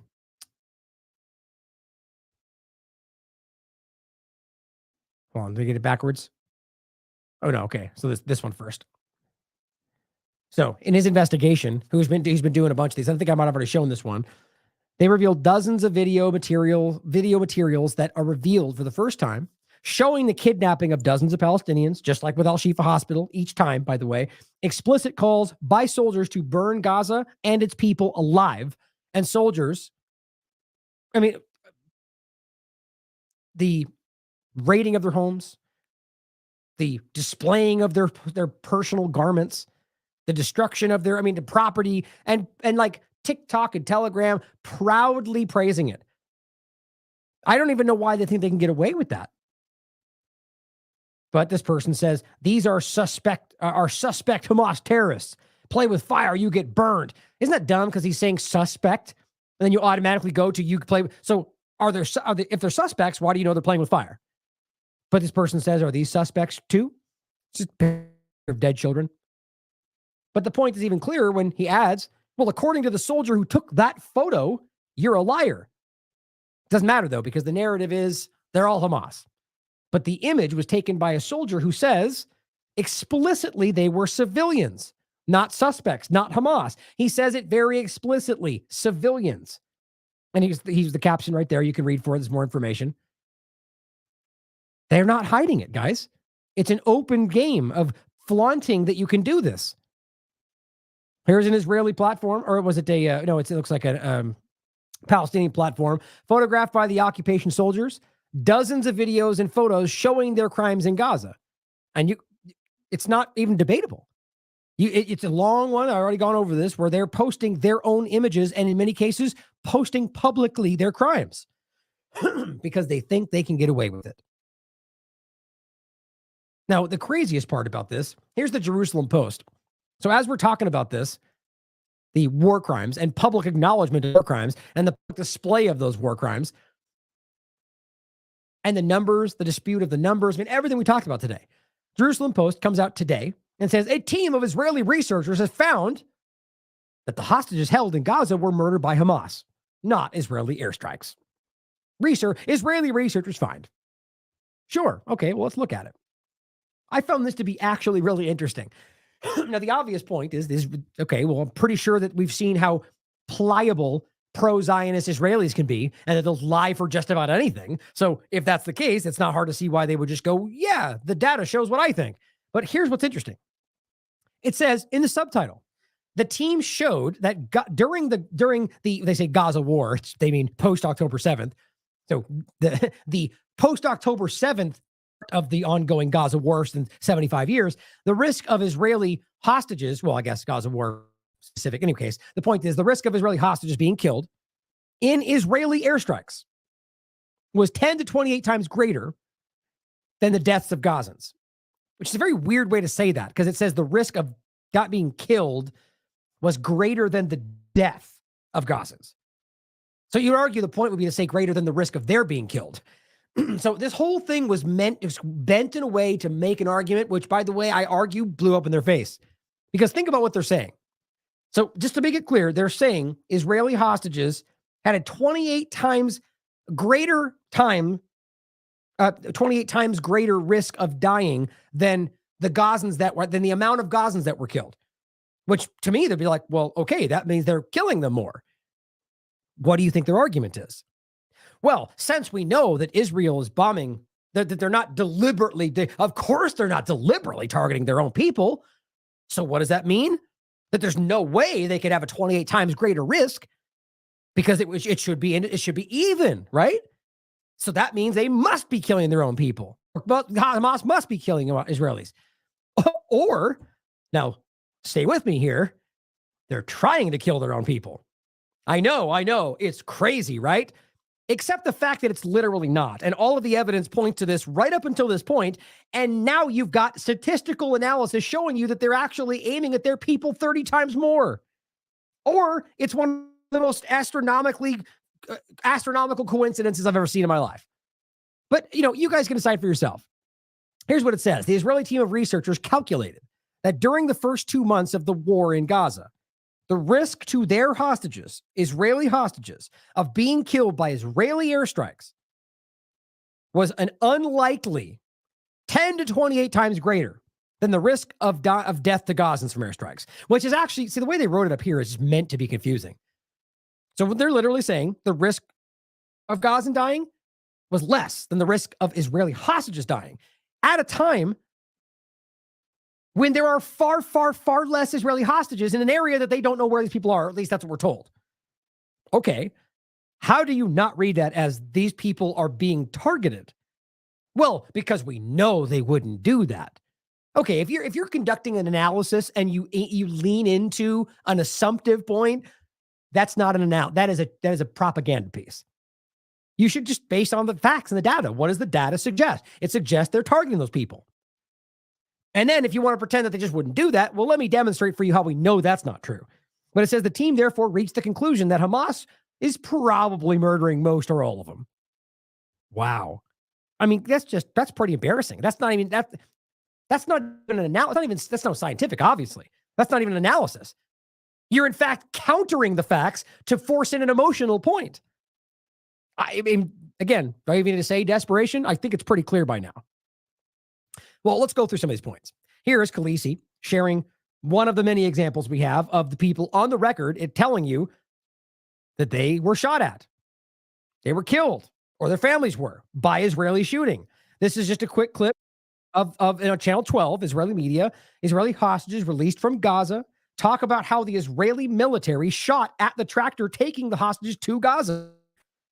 So again, the first example, while they were fleeing, and we can prove it every which way, helicopter pilots admitted it. Tank drivers admitted shooting at the houses. The head of the kibbutz Berry admitted he saw them shooting at Gazan civilians.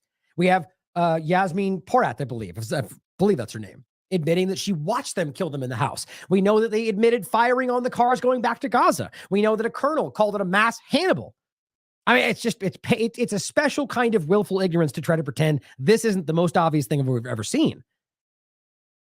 And she says that they killed her mother and injured her and her daughter and brother when they did that. Now, why haven't we heard from her from an Israeli IDF standpoint? You know why. Because her story is they tried to kill us on the way there, and we barely got back alive because they're bombing us while we're there.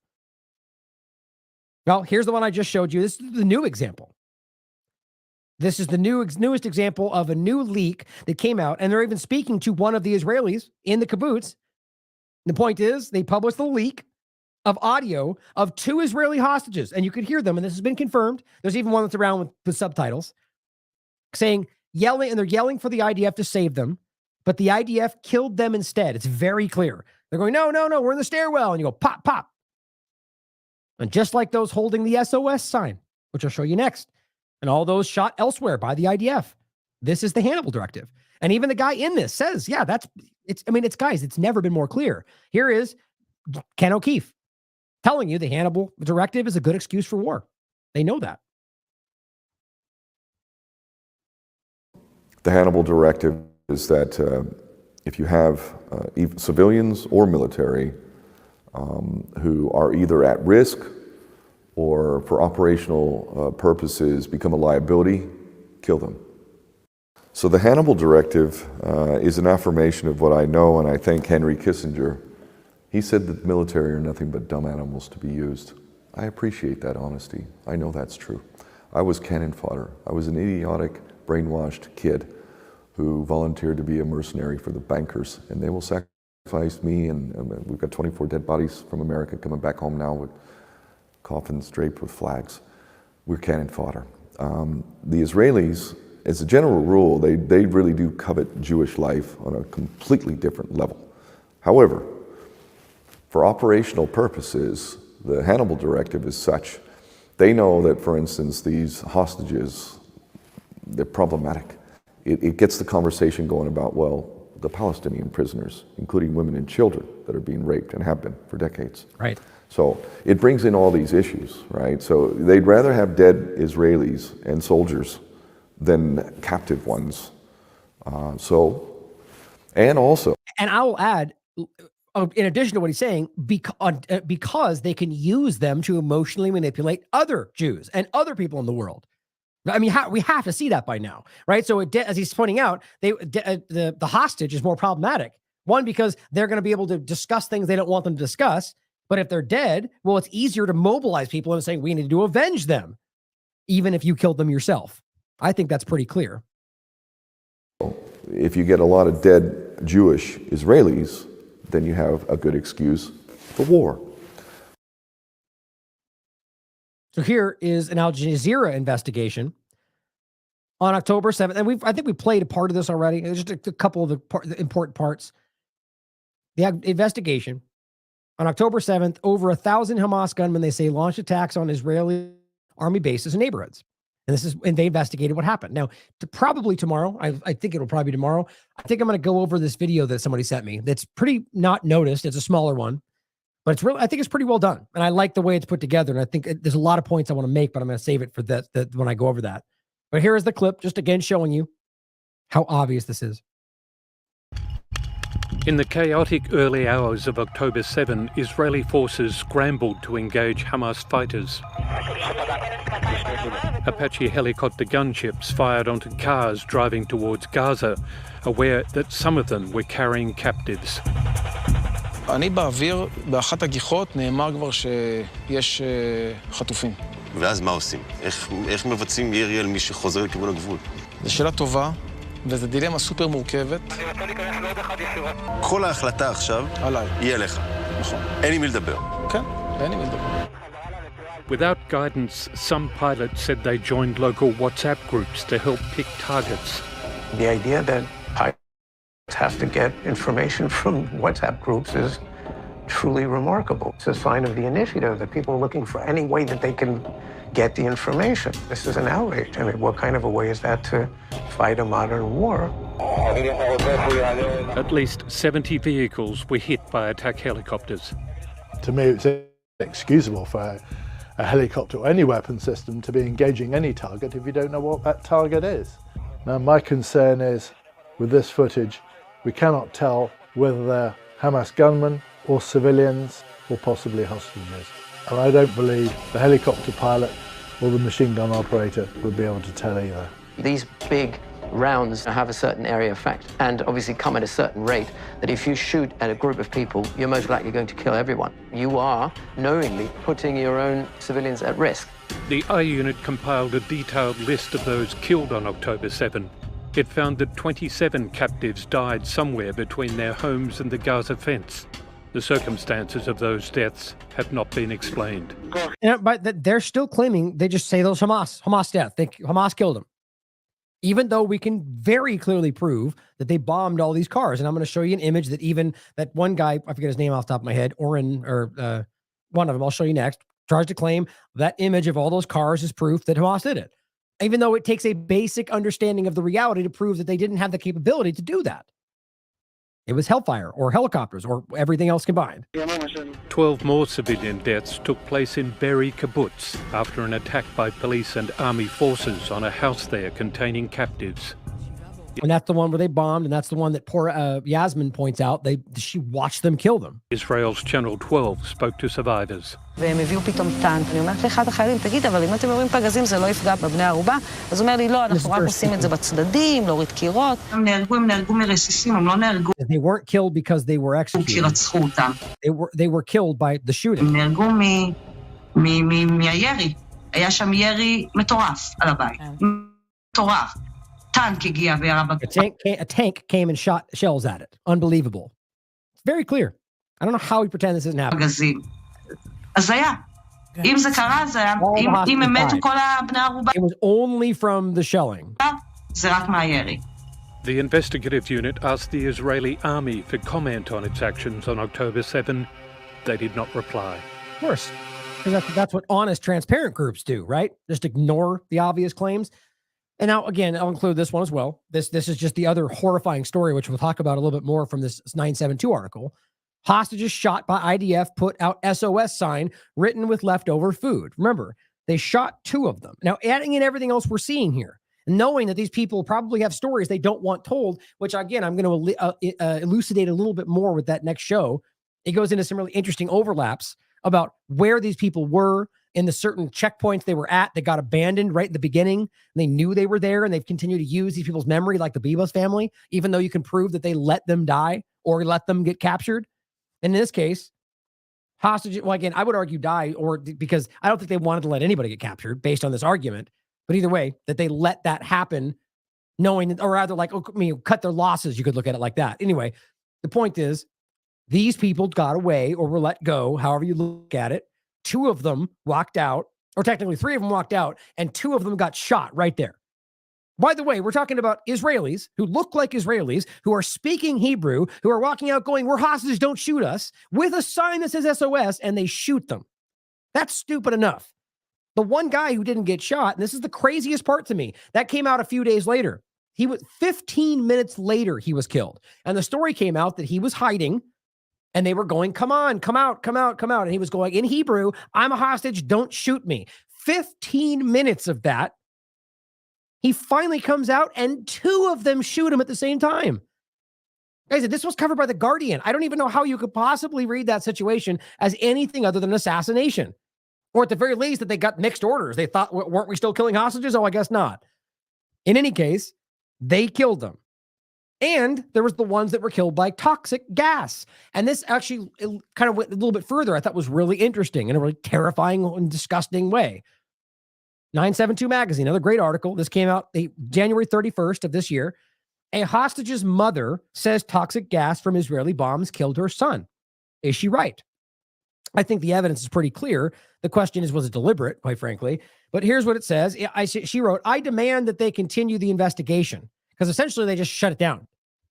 They said, no, it wasn't that, we shut it down. But she got the report that showed that there was no, and actually she writes it in here, that there's no way it could have been something, they couldn't have been Hamas, is the point. And it says, "I told them I wouldn't let them stop. After all, we were constantly told in meetings with military and government officials that they suspected there were hostages being held near senior Hamas officials. So if you know and suspect that there are hostages around, even if you don't know who exactly, how can it be that you bombed?" You see, these people, Netanyahu likes to project like they have the support of their people. The only people that support what they're doing are the ones that still somehow believe that they're doing everything they can to protect the hostages. Most everybody in Israel now is calling for him to take the deal from Hamas from the very first week, which is all for all, because they now recognize the only reason they haven't been saved and they have been continued to be killed is because Israel refuses to take them back. This is as public as ever. She went on to say that 3 weeks after her son was abducted, intelligence officials informed the family that, quote, "there are indications that he is alive and that they actually know where he is." During the Shiva, the 7-day Jewish mourning ritual, held after Sherman's body was recovered in December, Major General Ghassan Alan, the head of the Coordinator for Government Activity, COGAT, there you go, told her that he, who is in charge of the prisoners in war of missing persons, that, quote, "knew at any given moment where Ron and Nick were, and so was surprised to hear about their deaths." So COGAT is either lying to this grieving mother for God knows what reason, or accidentally admitted that we always knew where he was, which means that you bombed knowing you would kill him. Pick your poison. That's why she accused the military of killing her son for the sake of killing the person they claim he was close to, the Hamas leader. "Somebody is lying here," she said. "It is clear to me," she says, "that my son was sacrificed. I ask myself how they would act if it was Bibi Netanyahu's son in there." Good question. You should be queuing in on the fact that this Israeli Jewish person is saying they sacrificed my son's life. You won't hear this in the corporate media. It says the source explained that the army did not use a chemical or biological warhead. This is actually really interesting and terrifying. talk about plausible deniability. It says, but rather they discovered that certain bombs, the Israeli government realized that certain bombs penetrating the tunnels could, as a byproduct, spread toxic gas over a long distance, which is a quote, in a closed compound.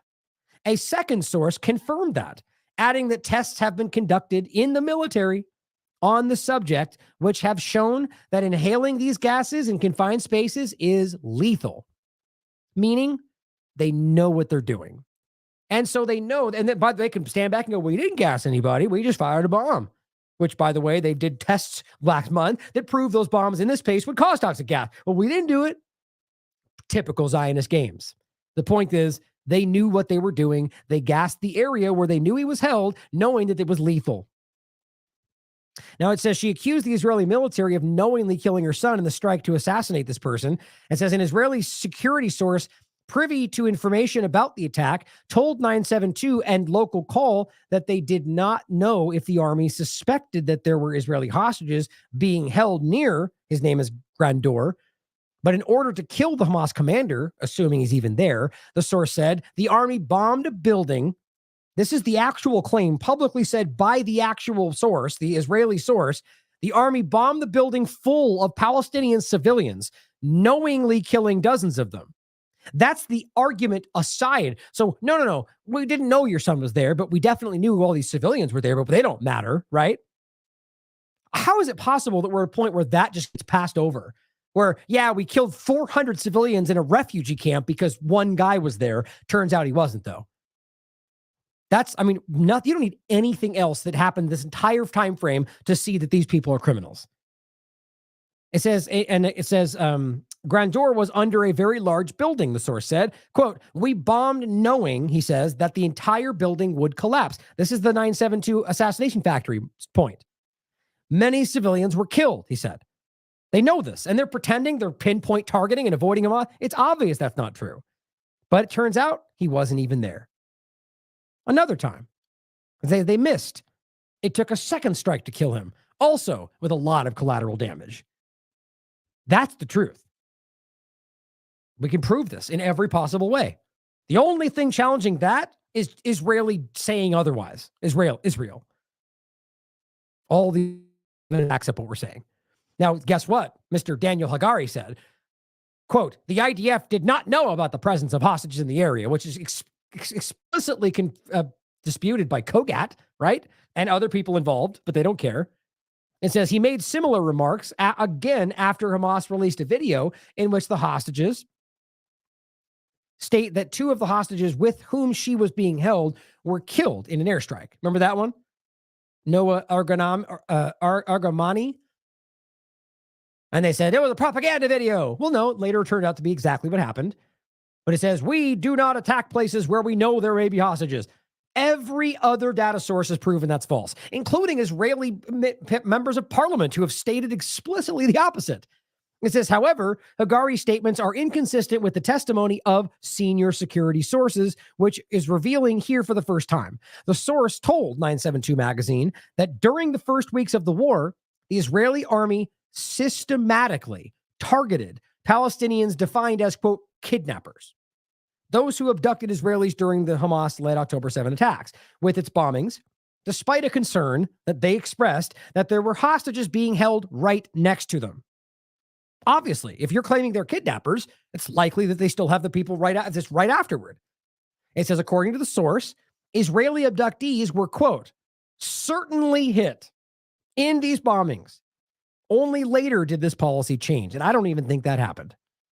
So understand every single angle of this. There are people expressing the fact that they knew from every moment, from the moment it started, which, by the way, we'll get into even more tomorrow, the fact that even very clearly more and more, some level of the government knew what was going on and let this happen. Then as they were fleeing, bombed them, continued to bomb everywhere they knew they were in Gaza, and then shoot many of them when they get free. I just don't know how we can continue denying this. Finally, it says, according to Israeli security sources who spoke with the magazine on a condition of anonymity, this wouldn't even be the first time that Israeli airstrikes targeting Hamas networks of underground tunnels in Gaza have killed people in this way. And this is in regard to the gas in the ground. The Army, they say, is well aware that bombs exploding in tunnels can disperse toxic gas, such as carbon monoxide. In May of 2021, for example, oh, weird, it didn't start on October 7th. Shocking. Amid its broader assault at that time, named Operation Guardian of the Walls, the Israeli Army launched a specific attack on Hamas tunnel networks, which it called Operation Lightning Strike. Gadi Eisenkot, who was the IDF chief of staff at the time when the operation was planned and is now a member of Israel's war cabinet, said later that the operation was intended to, quote, turn the tunnels into a death trap and kill hundreds of Hamas members or anybody else that could have been there. Sort of like we're seeing now. They know what they're doing. During those attacks, which ultimately killed only a few dozen Hamas members, those hiding in tunnels were killed. Quote, not only from a bomb that hit them, but also from the fact that bombings release gases inside the tunnels. Over and over and over. And here is the guy I was referencing, Arsen Ortrovsky. He goes, this is actually the first time I've seen this particular photo, which I find impossible to believe. It's been everywhere. The burned out cars of Israelis who attended the Nova Music Festival on October 7th. Just when you think you've seen it all. Right. Guys, I mean, this is what's so embarrassing. That is proof that the IDF bombed these people. By the way, all the cars are bunched up against the side because they you can literally see the tractor right there. That means they destroyed the crime scene. There was all the cars were littered along the road going into Gaza, and they just pushed them all up inside. And they still pretend Hamas did all that. Hamas wasn't capable of doing that. They know that. Yeah, right? Well, y'all are dumb. I mean, it's just everybody sees this. Desperation, ignorance, you can decide. But here's the Israel main account from 2 days ago saying somewhere in Gaza, there are two little redheaded boys who have been held captive by Hamas for 164 days. These are two of only like a few of the hostages they focus on. It's propaganda. And the reason, as they said in the beginning, is the redheads makes them unique. Even Israel said that. It's this weird thing for the Israeli community. And they've been making a big deal about it. And there's the most disgusting thing of it is they know that they've already killed them. Based on what we just seen, probably on purpose. As I said, how long are you going to use the memory of those children that you killed while being held in Gaza? As their father publicly revealed. They tried to return their bodies, in fact, during the last pause. Remember, I told you this. That's why they broke the pause. I don't think they wanted people to know they were dead. That's despicable. This was the father speaking up. They were killed by IDF bombings. And Dan Cohen even points out, and the CBS report on November 30th, 2023, they were actually forced to acknowledge that they were killed by IDF strikes, not Hamas. Instead of pressing Israeli officials on slaughtering their own people in addition to 20,000 Palestinians at the time, the reporter shrieks at a Hamas official. I remember talking about this. The point is, in this, they kind of inadvertently were forced to admit that it was an IDF bombing that killed the Bibas family. And yet, Israel, in their desperate nature and their, shameless efforts, will just continue to say, look, we need to save them, knowing that they killed them. Now, to be clear, they shouldn't have been taken in the first place because that's a crime. They're civilians. They are not military targets. And yes, 100% whoever took them should be held accountable. And it's important to make that clear. That does not then change the story about what Israel is doing. Now, here is this horrible underground tunnel creature who is saying, Hamas needs to accept the deal on the table and release the hostages. Oh, excuse me. Her name is Debbie Wasserman Schultz. It's our only way out. Okay. Well, seeing as how what you're asking for is a pause, which is the deal they're offering, who is that a way out for? A pause guarantees they'll go back to doing what they're doing. And Netanyahu's been very clear about that. Even if we get the hostages back, this will not end the war. Okay. So knowing and he says that on purpose, knowing that he's setting it up to where they will not, it's obvious. He's manufacturing what he wants. But if you're saying, accept the deal, only way out, and we know it's going to go back, all they're really saying is the only way out for the only people we care about, which is the Israeli hostages. So you give them back. That's your way out. We're done. And then he keeps bombing all the Palestinians and you pretend like that's done. We're done. We're not looking at that anymore. We don't care about those people. It just couldn't be more transparent. And on top of that, it's obviously clear that they've continued to push off those deals. But I think what's interesting is that all of this is becoming so obvious and so impossible for anybody involved in this side of the conversation in regard to Israel who has morals, any shred of integrity, or, still cares about human life, that it's causing them to have a lot of problems. I mean, it must. And this is what Dan Cohen is pointing out. The title is "The War in Gaza Exposes a Disintegrating Israeli Army." That's a Haaretz article. He writes, Israeli sociologist and military expert Yagil Levy, say its common name there, the Israeli army's chain of command is disintegrating, he says. Levy argues that the genocidal army is crumbling from within because of only political and no military achievements, which is very clear, ignoring directives and rampant hooliganism, calls for genocide, looting, women's underwear obsession, all the things they're publicly doing. It seems like nobody can rein them in. You know why? Because this is not a real professional military, guys. As much as that's, and again, that's the point they make about them going, we are a professional military and we think this. Like, no real person does that. And you don't come up, if you're a professional military, you don't have to stress that you're real and professional. That's what a non-professional group does. And the point is that this group has been conducting kidnapping children, suppressing women, destroying homes for the longest time. It's an apartheid occupation military. It does not know how to conduct itself like a real, to operate within the rules of war. But it's clear. If even Haaretz is covering it, it's clear. And here's the article itself, which is interesting. Here's what it says. Mighty mess. IDF used Gaza. I take it back. I forgot I closed it. This is the article you can read from there. If you want to read this piece, I added another article I want to include just on top of that. That's interesting. Mighty men, and this is also from very recently, I think March 20th. It says IDF used Gaza explosives from 1953 and shells marked for training only. You've got to be kidding me. Now, I don't know if that means because they're just that desperate for ammunition or if they just are that bad at their jobs, but it says a desire to preserve ammunition, or so they claim. Irregular deliveries, and it's an Indian explosive, I'm not sure what that means, in crumbling sacks created a logistical and operational nightmare that made it difficult for artillery to assess combat forces and increase the risks of mistakes. So in one side, it might be that you're pretending that's why it's been indiscriminate, but on the other side of it, it's causing mistakes that hurt them. So at this point, if you're the IDF and you're getting destroyed over there and they're just lying about what's happening, and then you're being given incomplete, you don't have the right equipment, you don't have the right munitions, the munitions are using or blowing up in front of you, you're going to be like, I can't do this anymore. And that's what they're doing. But if you read through it, the point is that I actually believe this is about a group that has spent the last 50 years pretending to be the best at everything, and in some cases excelling, but really, in this sense, just claiming they're good when really they haven't been the entire time.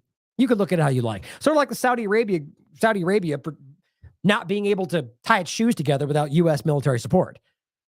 But to finish, a couple points I want to include.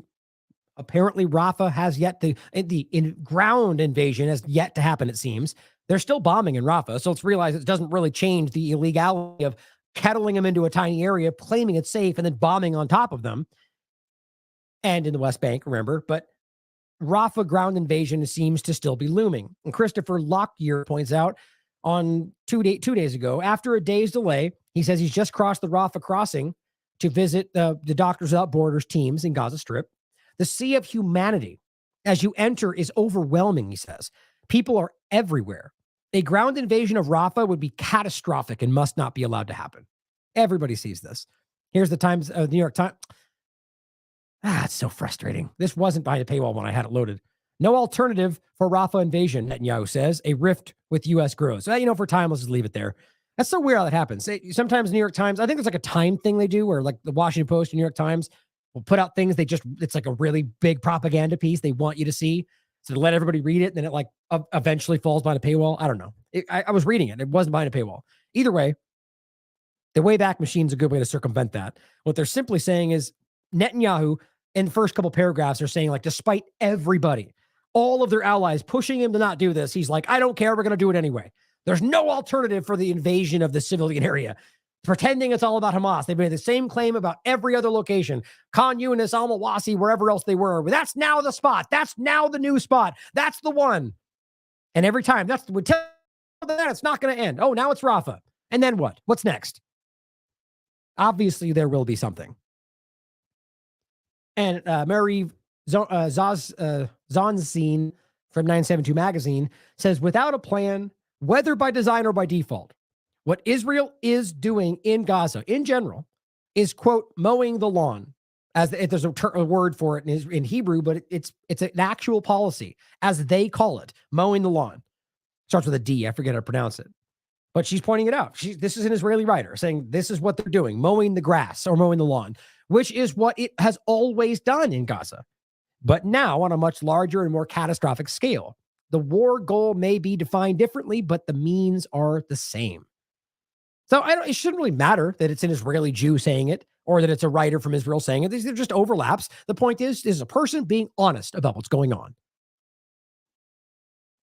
Lawmakers blast Biden Gaza port plan as political move to win back progressives. Well, I think everything they're doing right now is calculated to win back literally either side of the paradigm that thinks he's a maniac, including his own supporters, because he's throwing his lot in with open genocidal actions and acting like we just can't discern the truth when everybody sees it. There's no winning back from that. That's pathetic.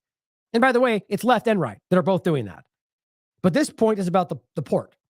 But I actually think this is a double play. I think the port is clearly not to do with any. The port is an Israeli agenda that Dan Cohen covered 7 years ago or 6 years ago, and then they represented the same plan as if it was about Gazans and we're going to move them to the port and it's their new home. No, it's the same plan you presented for other things before. Now it's being presented again as the addition to this port for humanitarian aid. All they're doing is just presenting the same plan that they've always wanted with the new agenda as the guys. It's just like the U.S. does. It's pathetically obvious. The problem, though, is this port, as we've already covered, is not what it seems, is in fact the opposite than humanitarian aid. It's about more occupation, more control. It's what he'd say, 1,000 U.S. ships, military personnel. I forget, those were just like the assessments. Who knows what it's going to end up being? Maybe less, maybe more. But it's still occupation. Did we talk to the Gazans about this, the Palestinians? Was their government involved? Oh, no, they're all terrorists. The point is that you can't pretend that they're making these decisions and this isn't occupied and then go right over them and build what you want on their territory. Either way, it's the same thing it's always been. And now they're talking about cutting Gaza in half, populating the north with Israeli Jews and new illegal settlements and giving them the south, which is the same thing. All you're doing is cutting what they've had in half and pretending that's a two-state solution. It's not. They're still occupied. You just took half of the land that you gave them before that. It's all Palestine. But here's the interesting part. As we have one side of this saying, oh, it's a left-wing plan to win back progressives. Well, what about the fact that over here's Jared Kushner, who is literally saying that we need to do the same thing? Well, as always, it's a two-party illusion plan. There are real fears on the part of Arabs, and I'm sure you talk to a lot of them, who think once Gazans leave Gaza, Netanyahu's never going to let them back in. Maybe, but I'm not sure there's much left of Gaza at this point. So. Oh, right. Well, so, I know it's all war crimes, and we've been lying about it the whole time. But now that we've destroyed the whole thing, we might as well move forward. I mean, that may have worked over the last 75 years, but suddenly the world is changing. For who knows why. The point is that to say that, oh, well, it's not destroyed. What you just did was acknowledge the thing that everyone's been pretending isn't happening, and then using that reality to justify the next step. Well, there's not much left anyway, so let's continue doing the illegal occupation. No. Let's take a pause and acknowledge that you just admitted that you've destroyed and flattened and ethnically cleansed all of Gaza. Let's go ahead and acknowledge that first and maybe charge some crimes and put people in prison. It's just crazy. And when Khaleesi frames this, people worry that once Gazans leave, Netanyahu won't let them back. And don't forget, he publicly made them a promise that he would let them all go back. That's already off the table. They've already started building settlements in northern Gaza. We've already shown you that. At least they were like lean to symbols, but they literally brought in wood and put together a little structure. And they said that was the beginning. We've got open settlers telling you this is happening, speaking directly to Biden and saying, you're wrong. We're doing this. Yet they act like we're stupid and we're racist. And all your politicians keep screaming two-state solution. They know they know what's going on. They know that's not what they want. They're doing that to pacify you, to make you think they care. But she was paraphrased as saying, Maybe, but what's left of the place? Anyway, let me tell you about how valuable Gaza waterfront property can be. That's what they're doing. But you know why this is happening? Because it's obviously about continuing to take and remove and ethnically displace. And all of it shows you that, and the port is just one of the beginning steps. And he's telling you that. Now, here is a thread you should read. It's short. There's like a series of tweets, starting with a squirrel highlighting the ploy that is this whole chef world kitchen nonsense. Saying, why did the Israeli regime allow a Spanish celebrity chef to do a BSC aid route PR op for Biden as the Gaza genocide and famine is only getting worse? Because that celebrity chef, Jose Andres, fully backed the Gaza genocide and is now pretending to be a savior, which apparently he's done before. But the reality of it is it's not about helping people. So as long as you can make this big flashy push to get what you want and then keep starving them, well, it all ends up in your favor. But people aren't buying it. Lastly, here's Caroline Glick admitting what we keep telling you, and this is like the fourth time I've seen this acknowledged. This is coming from Israeli media, and she's saying U.S. aid, which is responsible for carrying out Biden's plan to build a port in Gaza. So there's your number one issue right there. Regime change, Trojan horse, U.S. aid, who's, by the way, constantly stealing and restructuring aid away from who needs it. Let's pretend like they're going to be there for you. They're going to make sure you build this port, and they've transferred control over the project to a partnership of Qatar and Hamas. What do you know? How does that even possibly make sense? You know why? Because they're helping bring back in the senior controller of Hamas that they're keeping safe in Qatar they're continuing to build the justification to keep this in the way that they've always had it. Well, let them stay there for now, but they're all terrorists and we can't deal with them. And until they get rid of those terrorists, we can't deal. Well, you put them there. You made this happen. You funded them. Now you're putting them back into the deal. You've kept them in the conversation. On top of all of that, you're talking about working with Israel in the first place in an aid project that was presented in order to circumvent Israel blocking aid. I can't even wrap my mind around how dumb that is and how anybody isn't laughing about this. Because remember, they've already admitted Israel is involved explicitly in the checking of the aid before it goes through this port, involved with both on Cyprus and in here. They're involved with the process, and they've openly said that. And on top of that, they're going to be involved with the distribution, and they've already made it clear. Now, if you're going to bring back Qatar and Hamas, how do you pretend that even makes sense with what Israel's been saying? So now we're going to pretend that Israel's just going to let Hamas be involved with the process they keep shooting them for being involved with? But it says now 14 Israel's Arab affairs correspondent reported all the details yesterday. She translated below. It says, and this is the host speaking, you're bringing in initial report that the port that is being built in the Gaza Strip will be owned by Qatar and Hamas. Arab affairs correspondent says, yes, the Americans asked the Qataris, to take on the financing and management of the operation, as we reported last Wednesday based on Arab sources. A few days ago, the Americans conferred in Cyprus with several parties, including the Emiratis and Qataris. I can report that the only one who so far has agreed to finance the port this pier is Qatar. Now, this could clearly change. It's all still in the process. But just think about how dumb this is. Qatar, the group that's been involved in the mediation the whole time, and the same group that is literally housing the Hamas leaders in office buildings that Israel spoke up in the beginning and said they wouldn't be dealing with. Yet somehow they're going to annihilate Hamas by not taking out the leadership. And by the way, the same leadership that they have been caught funding more than once. I'll show you next. How does that make sense? Because ultimately this is about maintaining the situation, the status quo. It says Qatar has an interest in this port. Qatar wants to preserve Hamas, or so that's what we're being told, or it's a coordination, right? It wants control over a central artery of the life in the Gaza Strip, which certainly could be possible. It also wants a leverage point over Hamas. That's why it's clear why Qatar is involved. She asks, what about the state of Israel? And she answers, Israel is not involved in the issue. I don't know. That's not possible. That is the way Israel's trying to present this. It's not our territory. We're not in control. We're not occupying. They can make their choice. No, that's ridiculous. Israel's the reason this happened. That's why they're the ones being able to check the aid. And they already stated they're going to be the ones processing. To do this is just a game, hoping you don't know the reality and blindly assume what Israel says is true. It says Israel is not being included in the discussions. I'll get to Israel shortly. Why is this good for Hamas? Hamas views this as a sort of aspirin. That's what people in Gaza are telling us. Hamas is concerned about its peer, about this peer, which they fear will legitimize continuous Israeli presence in Gaza for the long run. See, guys, this is a straight up Israeli propaganda push. Hamas doesn't believe that they're not involved in Gaza. Hamas has explicitly said, like everybody else, that they're absolutely controlling every aspect of Gaza. So it's insulting. This is trying to float this out as if, like, this is, this is more tactful than most of the propaganda I see, because in a way they're trying to give you something that makes sense to make you lean into it without realizing these kind of obvious tactics, right?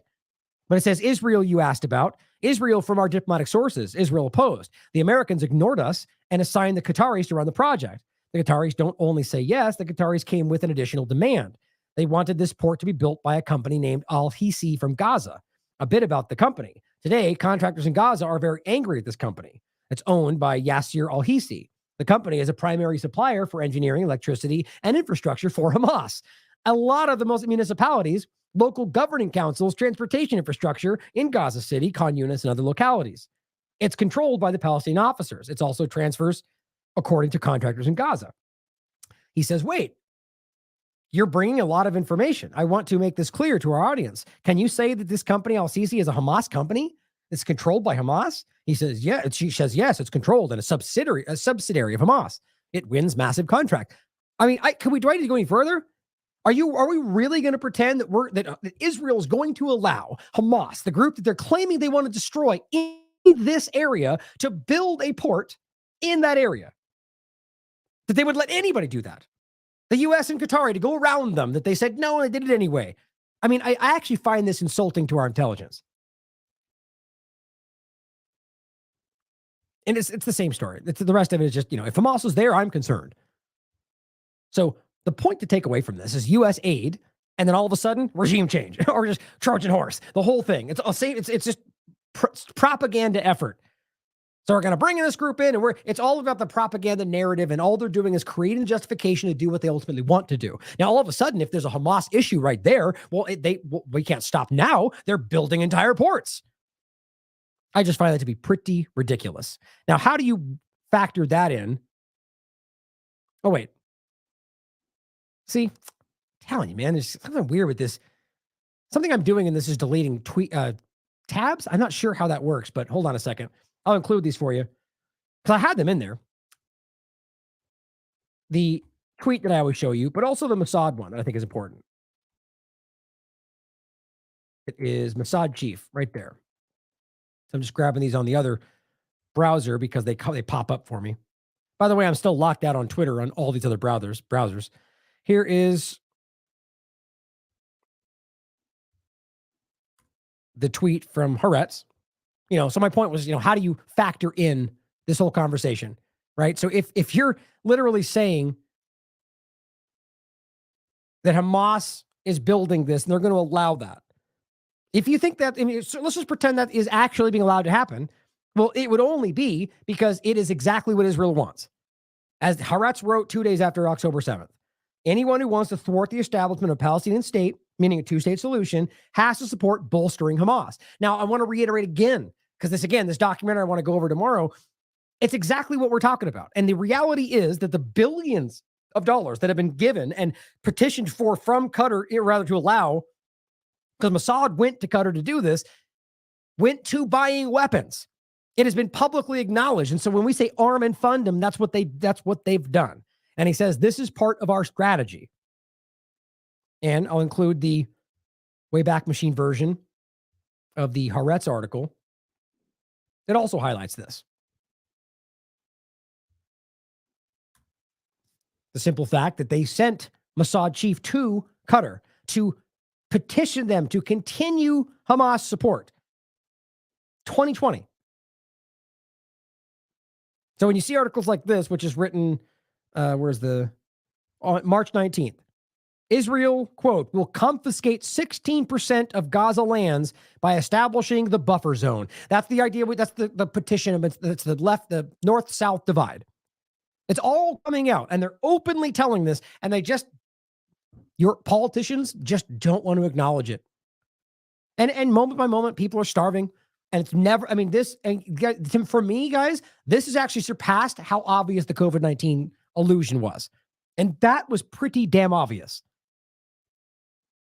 Now I'm going to end today with a video from Sarah Wilkinson talking about the port. And this is the word, this is why I put it in the title, because this whole thing right here, this one statement, this one discussion, this point is so, I mean, it's almost like a good way to frame everything they're doing as a Zionist government. Not every IDF member, every Jew, or every Israeli, but definitely the Zionist government. That they're building this port, and what she describes is so horrific. That now, there's another reason to argue why they might have chosen to destroy everything, other than the obvious, is they decided to take all of that rubble to build this pier. And what she highlights is undeniable. We know for a fact that these buildings are, and we heard examples of them admitting they did this, destroying buildings full of civilians. Her point is that they're scooping up all this rubble. It is a guarantee that it's full of dead bodies in some cases, or that there's part or blood or body parts. And they are literally building this port out of the rubble full of dead bodies of Palestinians.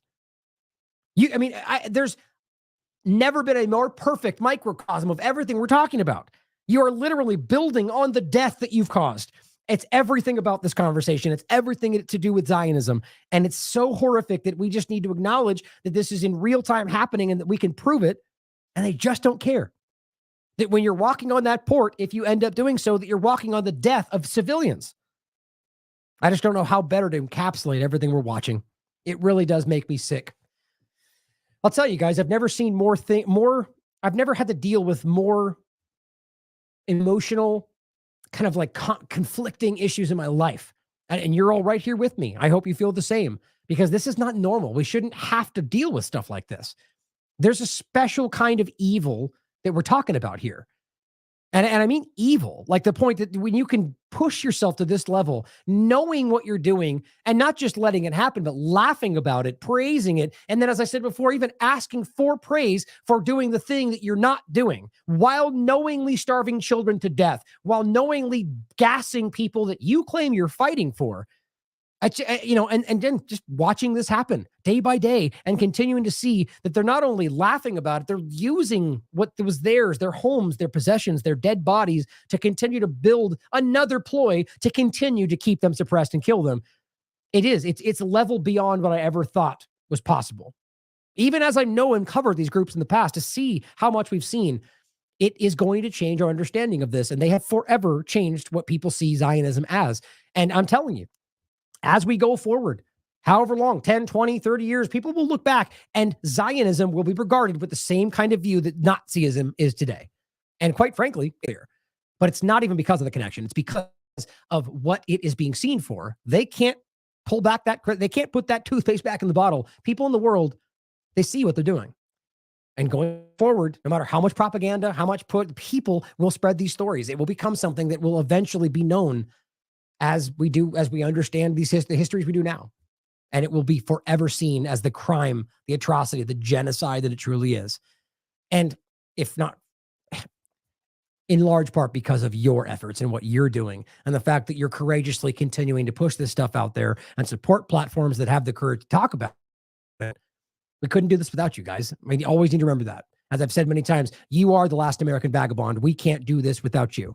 So thank you for supporting us in these terrible, terrible situations, but again, in a time where it is flirting with we can see the corner, right? We can see the crack in the door. We can see that there's a time right ahead that may just be free of stuff like this if we actually choose to fight for that and ignore the partisan games that always pull us back in.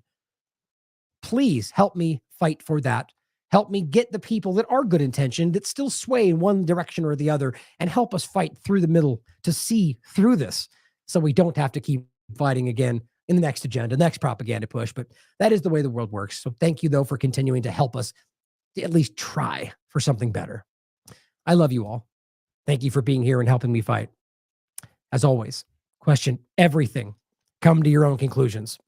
Stay vigilant.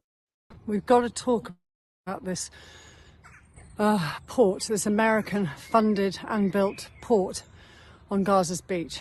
We've got to talk about the impact of it and what's to come. There's a couple of factors. I'm not going to talk about the gas. There's a couple of things. And one is, when they took the builder's rubble to start building this pier, they took it from the remains of the bombed Palestinian homes.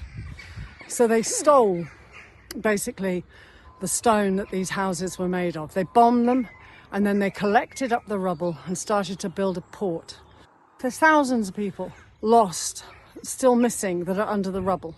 So when you manage to get an excavator and you take it to these places and you pick up all of this rubble and then you cart it all the way down the Seacoast Road to build this pier, in that will be the remains of Palestinians who are still missing.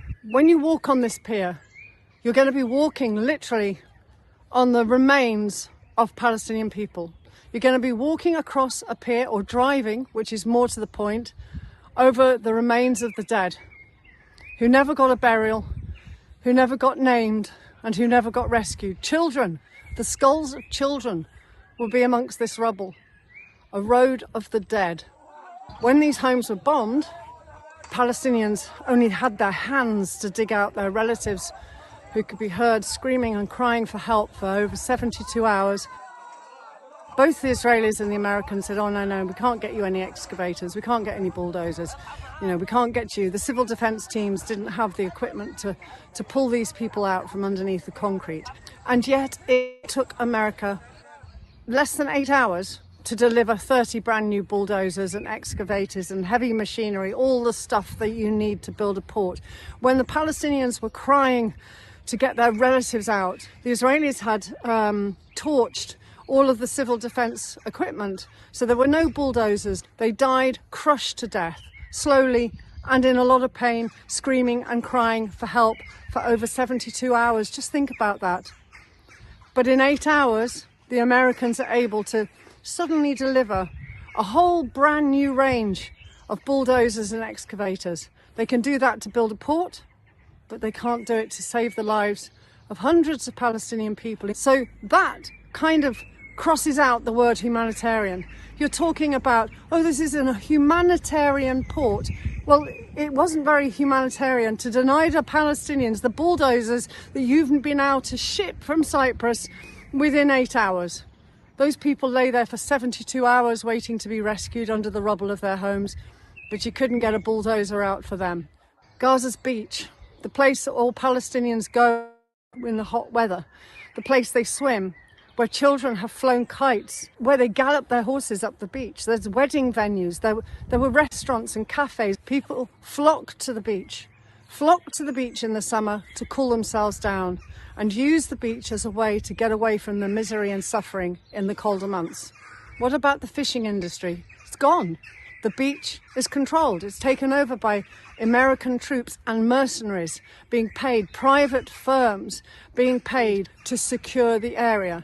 So 2,000 troops will suddenly become 20,000 troops. The whole beach is a military zone, a barracks with a controlled entry and exit point where large cargo ships will be able to moor and ship away Palestinians into permanent exile. There are so many reasons why this port is not humanitarian, but this port must go. This port cannot exist, because if it does, then Gaza doesn't exist. Thank you for listening.